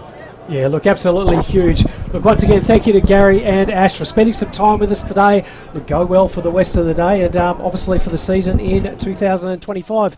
Thank you very much, boys. So, big game out here to start this, and look, don't go anywhere after this game. We've got Ben Cubbin and Quarter coming up from 3 o'clock, and it's going to be an absolute cracker of a game as well. In this game on the Save the Sheep scoreboard on the outer side, it is Beacon currently leading by 15 points as Mucker trying to force that ball forward once again. Good pick up that time by the Beacon player. He's tackled, and we'll have another ball up right in front of the grandstand position. So umpire throws up the 2 rucks go up. Could have been taken around the neck, was Hayden. Umpire says no. Ball looks to try and get pushed out this time, but not going anywhere once again.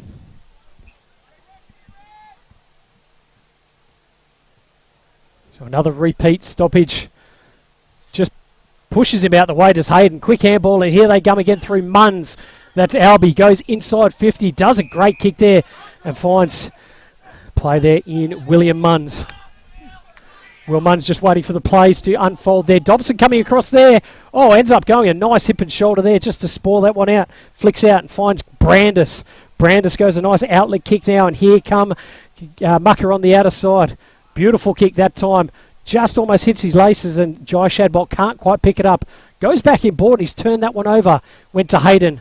Goes over the head of the player on the outer side. Out of bounds, and we will have a throw-in on the outer side.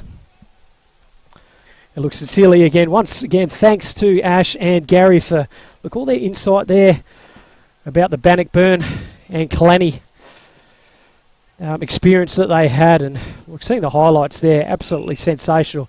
Great game of footy, and just the sheer effort to be able to get everyone across there and, once again, run that game of footy. But for the two communities to come together and share that story, was absolutely sensational, and really sets up the Kalani Football Club for a big 2025 once again. Oh, the big fella tries to go through the middle of the ground. Went to go the big, don't argue. And Zach Alvaro, he's taken down. It'll be holding the ball in the middle of the ground. So goes a nice switch kick that time. Finds Matty Schultz. Schultz just tries to pitch that one nicely, and it lands very well. Picked up this time by Nathan Dunn. Dunn goes inside over the top of the defender, and here comes the goal scorer there in Cole. Picks it up, opportunity, snaps on goal, And that is an absolute contender for goal of the day. Well done by Nathan Cole. Kicks his second of the quarter.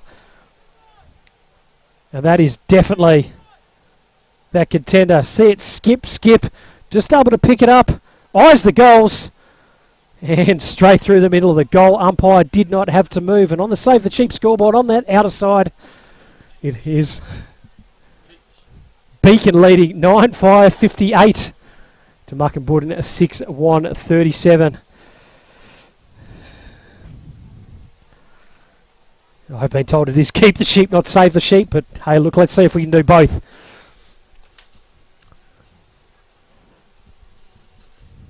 So this quarter obviously lasting a lot longer. Young fella Cal Brandis out for the game, and you know, with what looked to be possibly a long-term injury there. And hopefully we'll have some updates a bit later in the day.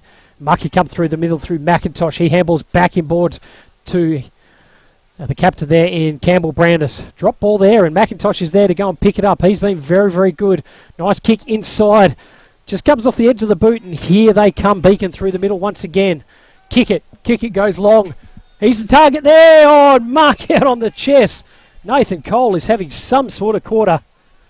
He's kicked 3 already, kicked 2 for the quarter.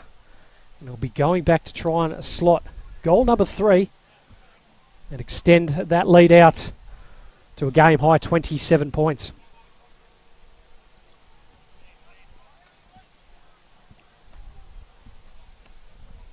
So Cole is going to kick from about 45 metres out. Only a slight angle. But after seeing what he's done a little bit earlier today, he should definitely have this one in the repertoire. Cole kicks right on the go to 50. And straight over the goal umpire's head. 4 goals on the board for Nathan Cole. And they extend their lead out now to Beacon 10-4-64. Mukinbudin 6-1-37. Out to a margin now of 27 points, and we've got 21 minutes in this third quarter. So big shout out to all our sponsors once again today. Thank you so much for your support. Great Southern Fuel, AFCRI, and Nutrigen Ag. Great to chat to Travis a little bit earlier today about all the work that they've helped with right the way throughout the community. Great to see them out there sponsoring the Little League game at the beginning today, and I think I've scored myself one of those pink hats as well, so I'm absolutely wrapped with that. But we couldn't have these days without these sponsors once again. Ball back in the middle, no one able to get clean possession out. Going through a stack of hands. Tough footy to pick up. But good hands this time, and it goes through a set of hands. Lands in the hands of the number 15 in Reed Walker. He tries to squeeze that one out and does it well. They look to try and push it back inside now. And it's the other Walker going inside. Doesn't quite meet it there. Nice spoil. The umpire said that's a free kick. It'll go to the number 1 there in Liam Shadbolt. Shadbolt just looks to chip it over the top there. Pinpoint kick. And he's found a player all by himself just inside 50. And he'll look to try and kick what would be a very, very important goal for the Mukinbudin side. So 45-degree angle, maybe just less. Will kick from about 40 metres out. Decides to run around, make that angle a little bit better for himself. And he's kicked it through, kicked it true, and that is a great goal there for Mukinbudin. Add that one to the score list now. 7-1-43. Beacon 10-4-64. Back to a margin of 21 points. And we've gone a tick under 23 minutes in this third quarter.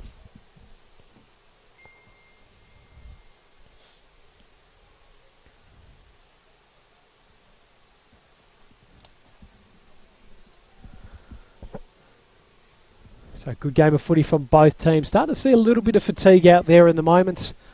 Conditions still quite warm. Feels like that slight breeze that was there has dropped off a little bit. And not really favouring either side at the moment as the umpire brings it back now. The two rucks been competing all day, and they'll go up once again. No one able to take possession cleanly over the top through the ruck, but it was McIntosh that picked it up, tried to push it forward to Reed Walker. Ball comes out. Beacon player jumps on top, and Walker is able to lay that tackle once again. Text line been pretty quiet today. Not a lot of shout-outs, but if you would like to get involved, 0408 603 269. Remember to feel free to flick us a bit of feedback. Let us know how we're going. Let us know where you listen from. Give a shout out to some of your favourite players out there today. There's a nice little hit forward there. Oh, could have been taken out. Umpire said it was. Decides to pay advantage, and Munns goes now. We'll just go in 50 now. The target there was Cole. He's been on fire. Decides to lay that tackle. It's going to come out for Dunn. Dobson charges through one. Charges into another. It's going to pop out this time and picked up by Dunn. Very good early in this game. Waiting, decides to go on goal. Swinging back, but not enough. And another minor score on the board. So I reckon Lockie Dunn, he's kicked 1-3 today. They've been very dangerous outside. And look, an absolute massive day out here, Kalani. I think both the netball's now wrapped up for the day. We've got the hockey still going on the outer side, but I reckon there... Mate, I've never seen so many four-wheel drives in my entire life. It absolutely pumping is the town of Kalani. And they've put on a real show for us today. As Kickett sits there and launches it, goes inside 50. People lost it in the sun there, and it just goes out of bounds on that far side. And we'll have a throw in once again.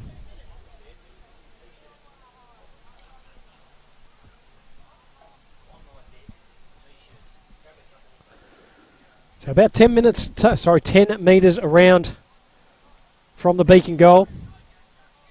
A handy 21-point lead at the moment. They'll be looking to try and just consolidate. Takes it out of the ruck. He's tackled. Oh, and he's pinged him high. Very unlucky there from the Mukinbudin defender. And I'll tell you what, Nathan Cole, he has been an absolute influence in this second half. And he's going back to try and kick goal number 4 for the quarter.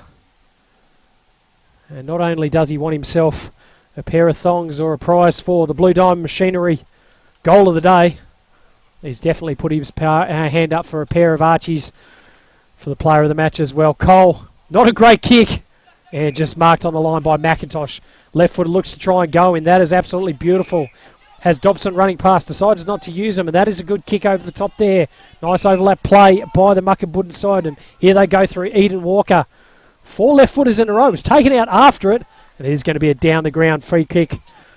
Nice little bit of feedback there from Albie Munns. Him and Dobson decide a bit of push and shove. And nothing wrong with that. Oh, we've had a card there. And Dobson has been sent off. And I'll tell you what, I'll be giving him a bit of feedback about that in the car on the way home. So there is a siren for three-quarter time. Just trying to think if he's going to have a shot after the siren. It's in the hands of Mitch Hunt. Well, the Beacon players streaming back to goal there just to protect it.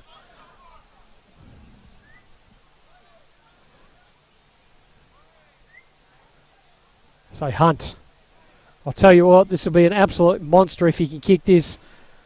Nathan Cole, he was already my shoe-in for the Blue Diamond Machinery goaler of the day. He's trying to go the barrel. It's landed short, and a group of about 4 or 5 Beacon players happy to mark that one just before the line. Three-quarter time out here at Kalani. Beacon leading by 21 points. We'll go to a quick break. Be back for quarter number 4. My name's Nick Essler. I'm the National Operations Manager for Blue Diamond Machinery. I've been with the business for 18 months. Blue Diamond Machinery, we've got a great team environment. We encourage input from all of our staff, from warehouse workers to electricians to engineers and sales team, to help us move our customers towards a cleaner future. So we're looking to fill the roles of electrical technicians, both within our production areas and field service, mechanical technicians to support our growing fleet, warehouse workers nationally, fabricators and sheet metal workers to help support our new Blue Diamond engineering facility opening up in Henderson this year. If you'd like to help us deliver quality products, great service, and help transition the industry to a cleaner future, we'd love to hear from you.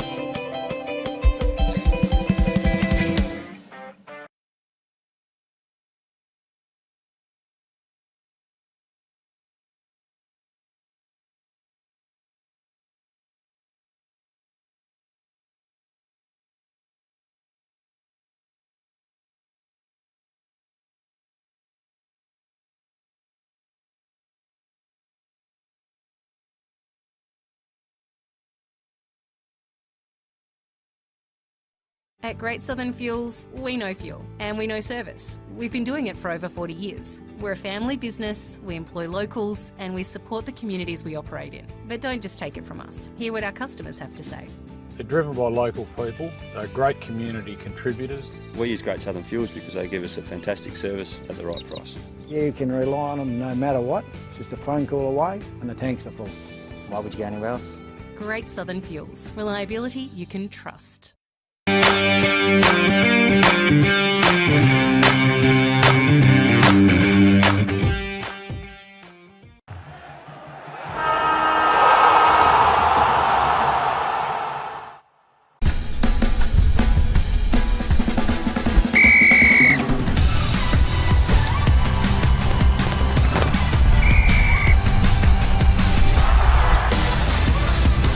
Umpiring. It is for everyone.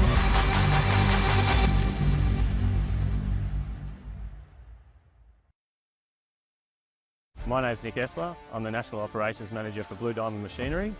I've been with the business for 18 months. Blue Diamond Machinery, we've got a great team environment. We encourage input from all of our staff, from warehouse workers to electricians to engineers and sales team, to help us move our customers towards a cleaner future. So we're looking to fill the roles of electrical technicians, both within our production areas and field service, mechanical technicians to support our growing fleet, warehouse workers nationally, fabricators and sheet metal workers to help support our new Blue Diamond engineering facility opening up in Henderson this year. If you'd like to help us deliver quality products, great service and help transition the industry to a cleaner future, we'd love to hear from you.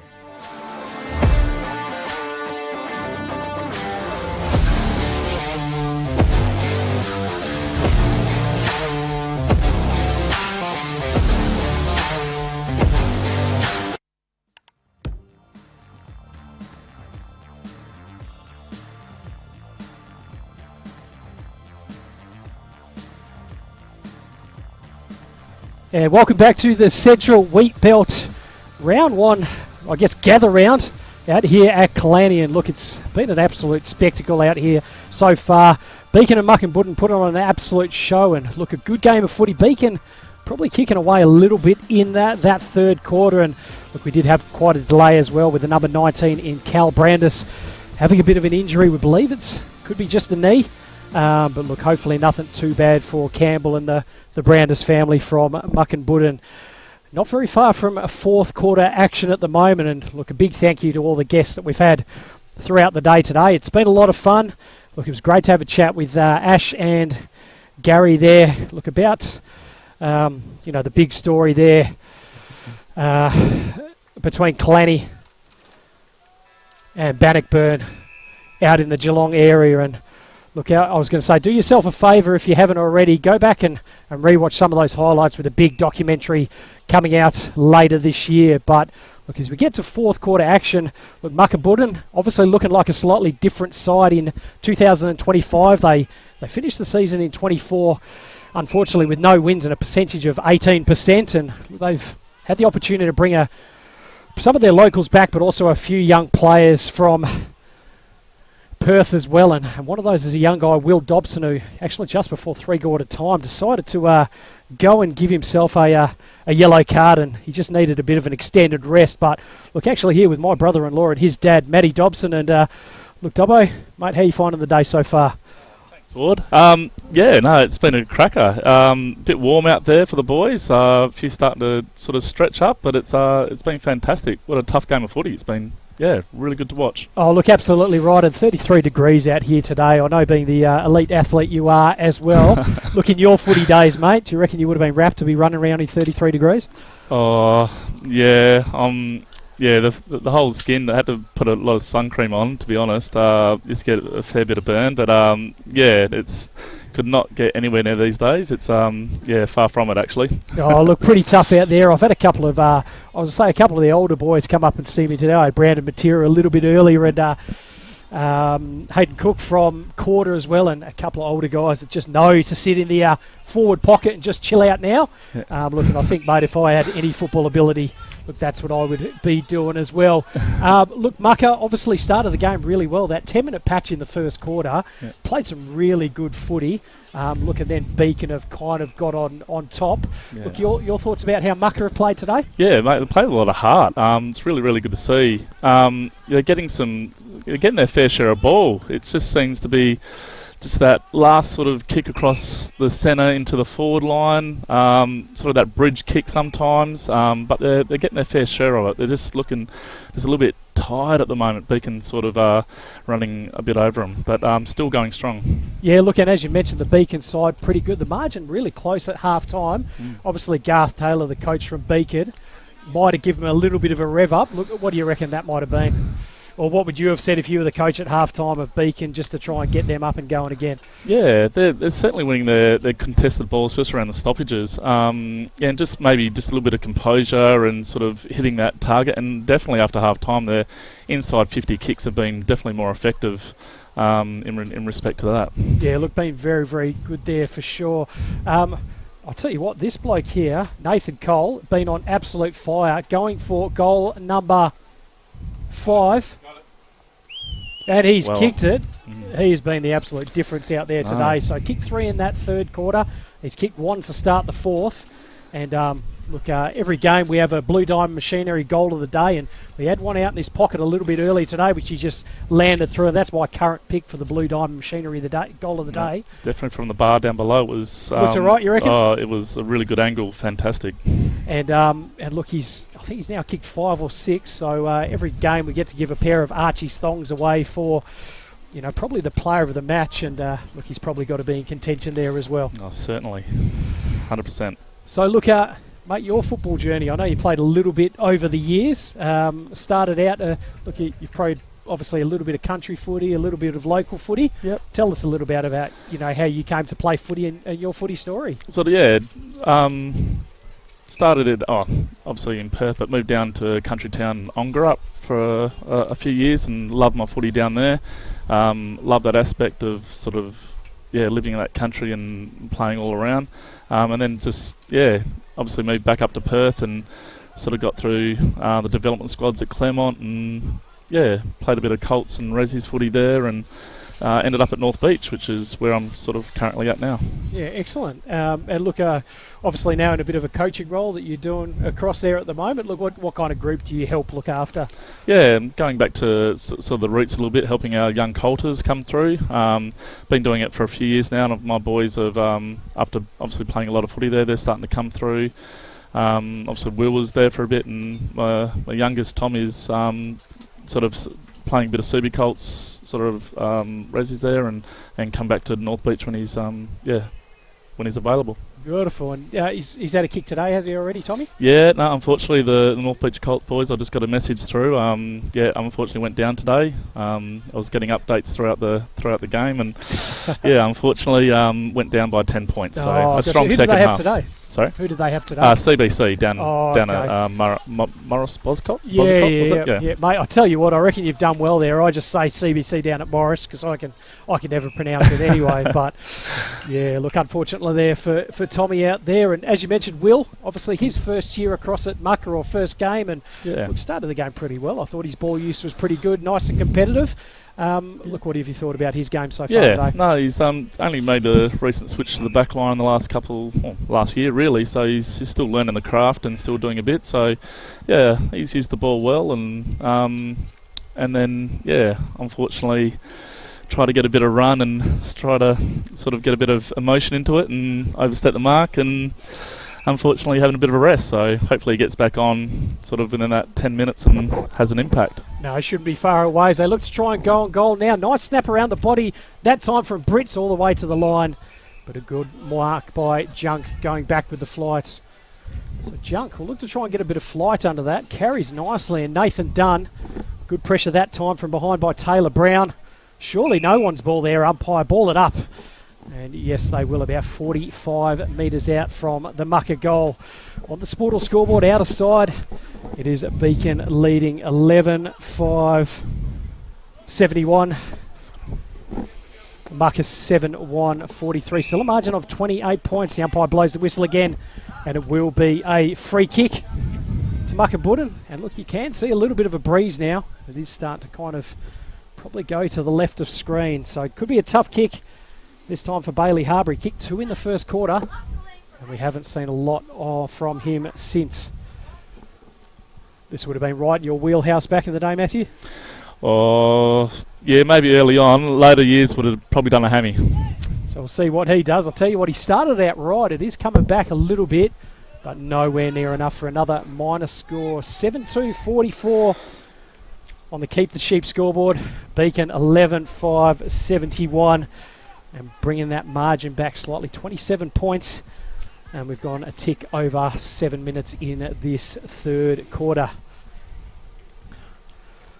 So back to young Will, obviously having a bit of a break at the moment. Look, what's brought him out to, I guess, play some country footy this year? Yeah, he sort of came out to work on the CBH bins at the end of last year, and then sort of loved the place, and opportunity come to work and get an apprenticeship, and yeah, he's really taken to it. So he's loving Mucka at the moment, so which is really good. No, it's a good country town as well. Really nice community, and look, I think he's landed at a pretty good footy club, and I think, as we mentioned before, they're looking a lot more competitive this year, which I think is going to do the whole comp wonders as Beacon look to try and kick forward once again. Good spoil over the top that time. Nice work there by Kickett just to run through, and umpire says, give it to me. Broadcast side of the ground as Beacon look to try and push forward once again. So the umpire throws out. Nice knockdown that time. Nice kick off the ground as well. It's going to be a one-on-one contest there. Beacon able to put it up. Nice tackle that time by Brown. I've liked his pressure around the footy today. And we'll have another ball up once again. Two rucks sit there and compete. Stayed down this time, but Beacon able to just pick it up. Slings it on the boot around the corner. That is absolutely boomed inside 50.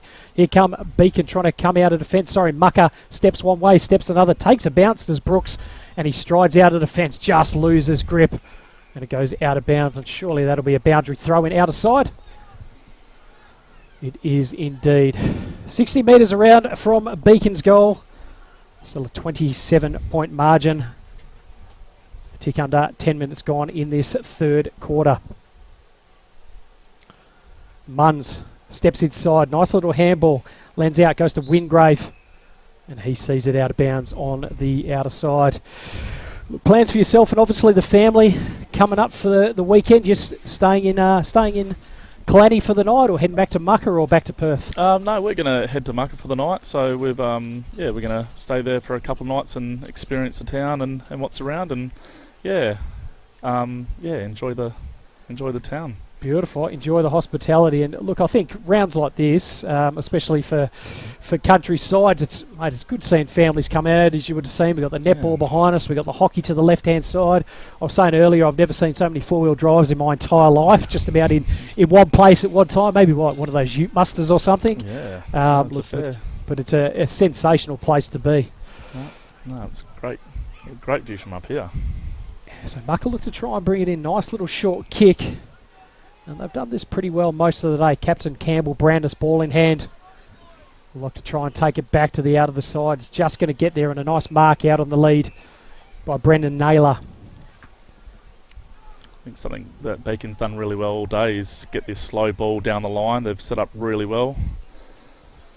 Getting numbers to the contest.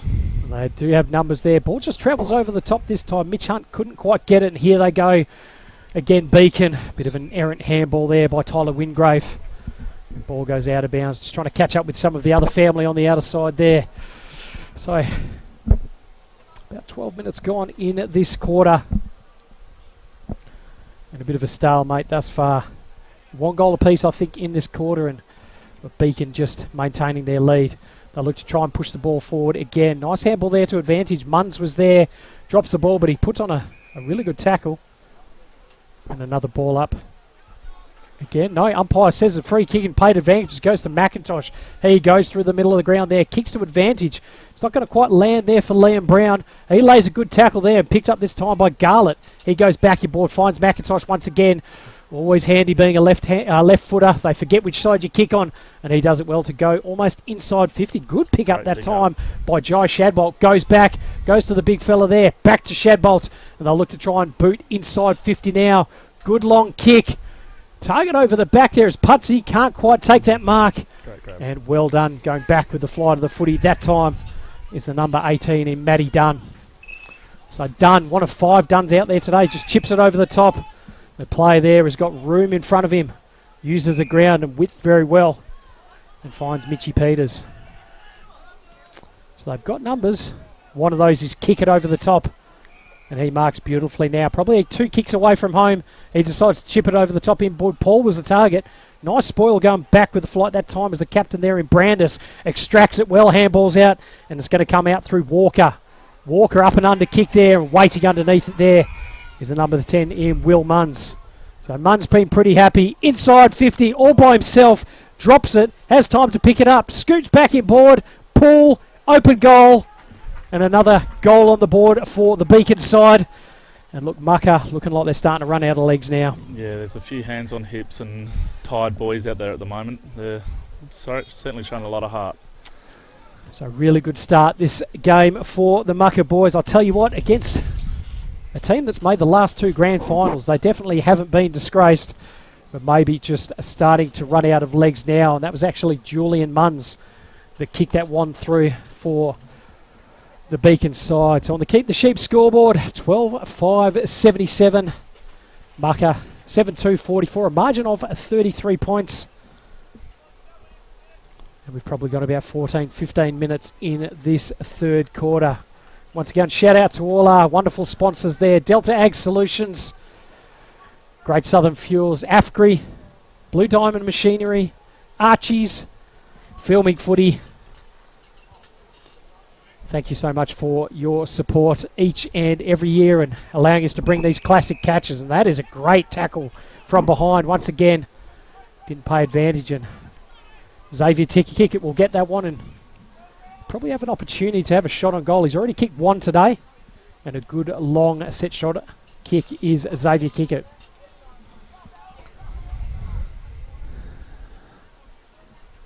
So Kickett will stroll in. Tell you what, he is absolutely flushed as a Kickett. It's gone late. Stayed in play there. Calder sat there and followed up. Snaps around his body. Don't tell me no, just to the right-hand side. So Nathan Cole was going for goal number 6 there. Just misses to the right-hand side, but extends the lead out now to 34 points. I guess always tough being a player coach, but look, Egan Brooks, what do you think the message might be after today for his young Mukinbudin side? There's a lot of positives in regards to the game. They're definitely, look like they're all bought in and playing for each other, which is what you want. And there's definitely things to great fend off to work on there. Definitely when they got the ball to the outside early on is definitely a highlight. So they obviously got some really good runners. So trying to sort of switch that ball, change lanes, get that ball a bit more on the outside was definitely a focus and a positive for the team, especially early on. Absolutely right, and I think you're right. They might catch a few teams out this year with their run and carry and their ball use. And here comes the man of the moment, Will Dobson. He's finally been allowed off the bench. Wanted a cheap touch straight away, wasn't able to get it. Nice kick inside 50. Came off the side of the boot, but almost worked really well. Kicked off the ground that time by Matty Dunn. Picked up, nice little chip kick by Naylor. It's going, but going way left and out of bounds on the full. And Beacon will look to try and bring the ball in once again. 15 and a half minutes gone in this last quarter. And look, Beacon look like they're going to get the chockies here. Currently leading by 34 points as time starts ticking down.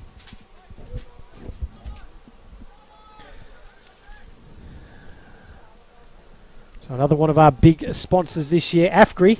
And you would have liked this back in your day, Dobbo. AFGRI, for the mark of the year, $3,500 country footy this year for the best mark.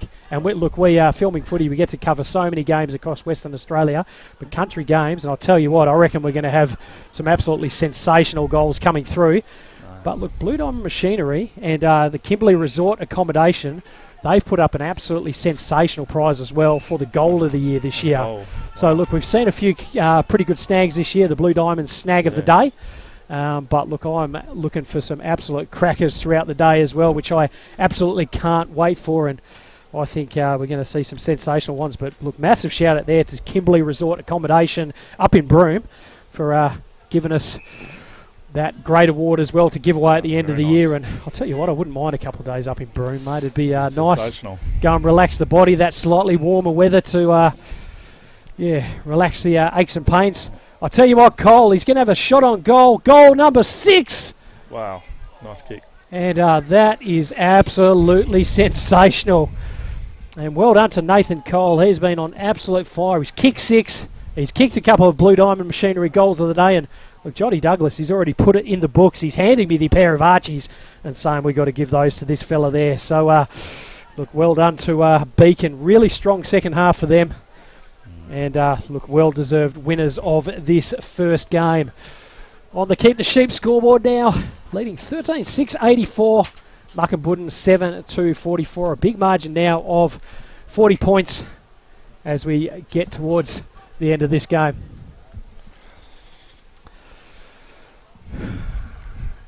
So a couple more Great Northerns for yourself for the rest of the day, mate, or sticking around for much of this next game? We'll hang around for a little bit, and catch up with the young fella after. Then we'll hang around and watch the next game, and then we'll head across the Mucka to hang out there. So beautiful. Now, as I mentioned before, a couple of really good teams coming up. Materi Boys still running around for Ben Cubban as well, which is good. And look, Corder always have just a really strong normal local presence. They'll end up with a couple of boys coming in from Perth as well.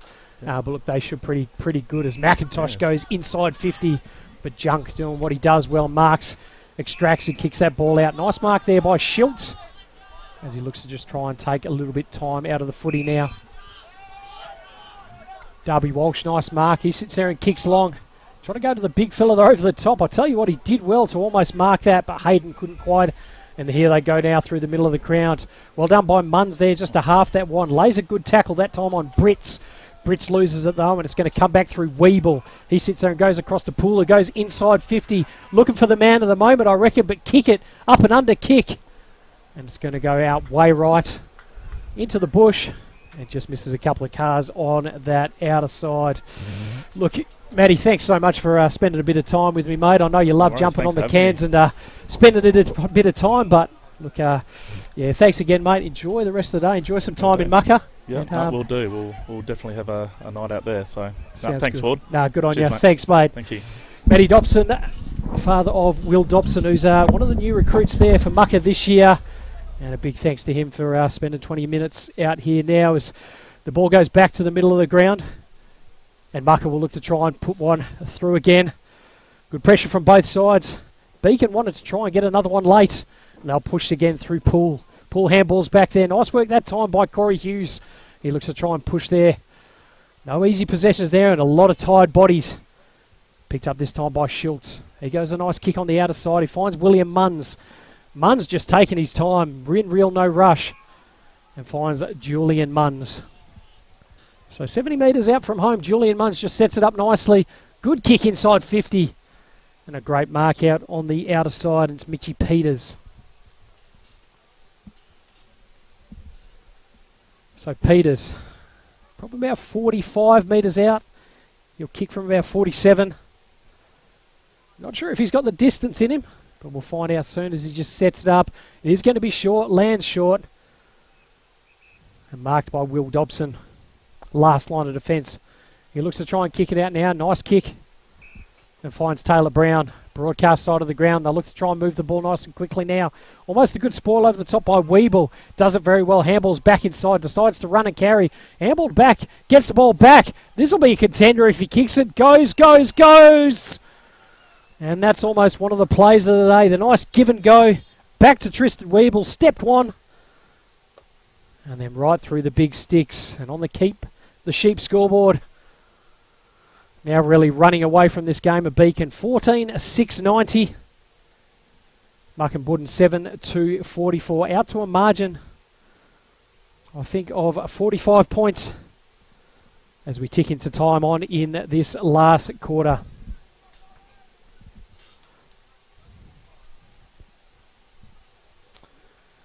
And look, after a really strong start by Mucka, kicked those 4 goals in 10 minutes in the first quarter. They've only been able to kick another 3 since. During that time, Beacon kicked 13 and look really taking the game away from this Mukinbudin side. Some pretty good players right the way throughout today. I've liked the work of Will Munns. Harry Sinclair's been pretty good in the ruck. Xavier Kickett been pretty good across midfield and half forward as well. But look, the player of the game is probably going to be Nathan Cole for me, and we'll go and see the big number 16 forward after this game. This play's been pretty good as well in Albie Munns. Always good through the middle of the ground and extracts well. Caught with the footy that time there. Going to be a free kick to Mukinbudin. Some of their better players. Number 4 in Jack McIntosh through the middle of the ground. Absolutely phenomenal. I like the early work there of Bailey Harbour as well. Brendan Naylor. Will Dobson pretty good. And a couple of the other young fellas there as well. I thought the coach, Egan Brooks, pretty handy. As has been Landon Brits, the number 24.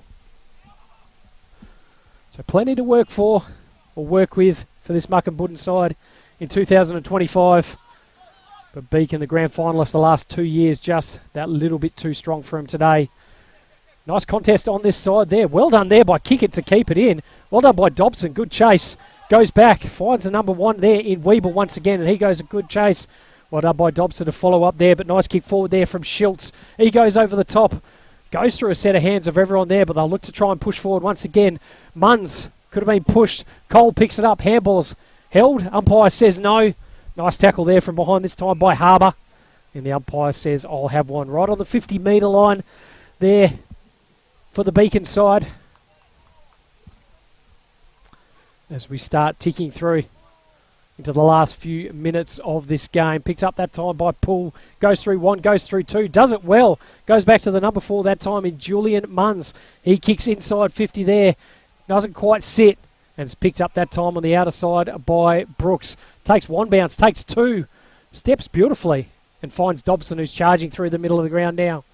Still plenty of run in those legs. Nice long kick there. It's going to be a one-on-one on the outer side. Liam Brown. And the number 7 there in Benny Dunn. Just sits beautifully for Brown. Tries to step one. Fends him off. Umpire says not enough. Holding the ball. And that is a great tackle there by Benny Dunn on the outer side. So it's despite being 45 points up, still fighting hard on the Beacon side. And that's all she wrote out for game number 1 of the Central Wheatbelt Football League. Gather round out here at Kalani. And it has been last year grand finalist in Beacon winning this game. 14 goals, 589 to Mukinbudin, 7-44. An absolutely phenomenal effort from both sides. We'll go to a quick break. And look, we won't be far away. Down at ground level with our player of the ground, Archie's. My name's Nick Essler. I'm the National Operations Manager for Blue Diamond Machinery. I've been with the business for 18 months. Blue Diamond Machinery, we've got a great team environment. We encourage input from all of our staff, from warehouse workers to electricians to engineers and sales team, to help us move our customers towards a cleaner future. So we're looking to fill the roles of electrical technicians, both within our production areas and field service, mechanical technicians to support our growing fleet, warehouse workers nationally, fabricators and sheet metal workers to help support our new Blue Diamond engineering facility opening up in Henderson this year. If you'd like to help us deliver quality products, great service and help transition the industry to a cleaner future, we'd love to hear from you.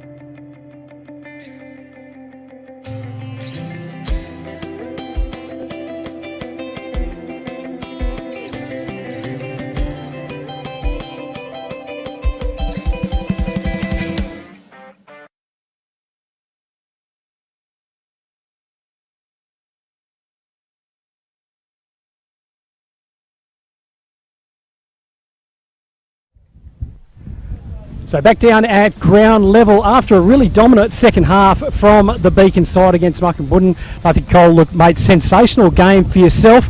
I think it was a lazy 6 in the end, but I could be wrong. Yeah, I'm not really counting them, to be honest. As long as a blue jersey's kicking them, that's all that really matters, you know. Look, mate, that was the most diplomatic answer I've actually ever heard, and look, well done to you for that one. But look, that one out of this pocket down here. Look, we have a Blue Diamond Machinery goal of the day, and look, that was definitely my one as well. Like kicking a good snag though. Oh yeah, it's always better kicking them than missing them. I think I jagged that one, so it's always good to get a win, and get a goal is always good too. Absolutely right. And look, obviously second half of the season you spent at Beacon last year, which was great. Grand final coming up against a pretty good Kalani side who've won 3-peat. But what's the plan for 2025 for your boys? Hopefully not a repeat of 2024. You know, we want to be there when it matters, and we have been over the last few years. But I'm a big believer in you got to lose one to win one. So we've lost our one now, so we're definitely going to win one. We've got the coach and we've got the support, so the onus is on us to get the training and just do what we've got to do. Look, sensational work there, and I agree with you. I think from what you guys put out there, Mukinbudin probably a different team to last year, played really well, but I think you boys have got it for, getting right the way this year. Look, any shout-outs to anyone you'd like to? Oh, just shout out to my missus and my kids. They came up for my first game, so they won't be here all year, so I'll shout out to them, and shout out to the boys that couldn't play today due to injury and whatnot. You know, they came up, so yeah, just shout out to them and all my family. Good on you, mate. You've always got to shout out to the missus, otherwise you get in trouble. Look, thanks again. Congratulations. Enjoy it. Enjoy the Archie's thongs. And look, mate, I dare say we'll see you a bit later in the year again. Thank you. All right, thank you, mate. Have a good one. Good on you. Thanks. Cheers. See you, buddy. We'll go to a break, and then we'll get ready for game number 2, which will be Ben Cubbin and Quarter. My name's Nick Essler. I'm the National Operations Manager for Blue Diamond Machinery. I've been with the business for 18 months. Blue Diamond Machinery, we've got a great team environment. We encourage input from all of our staff from where...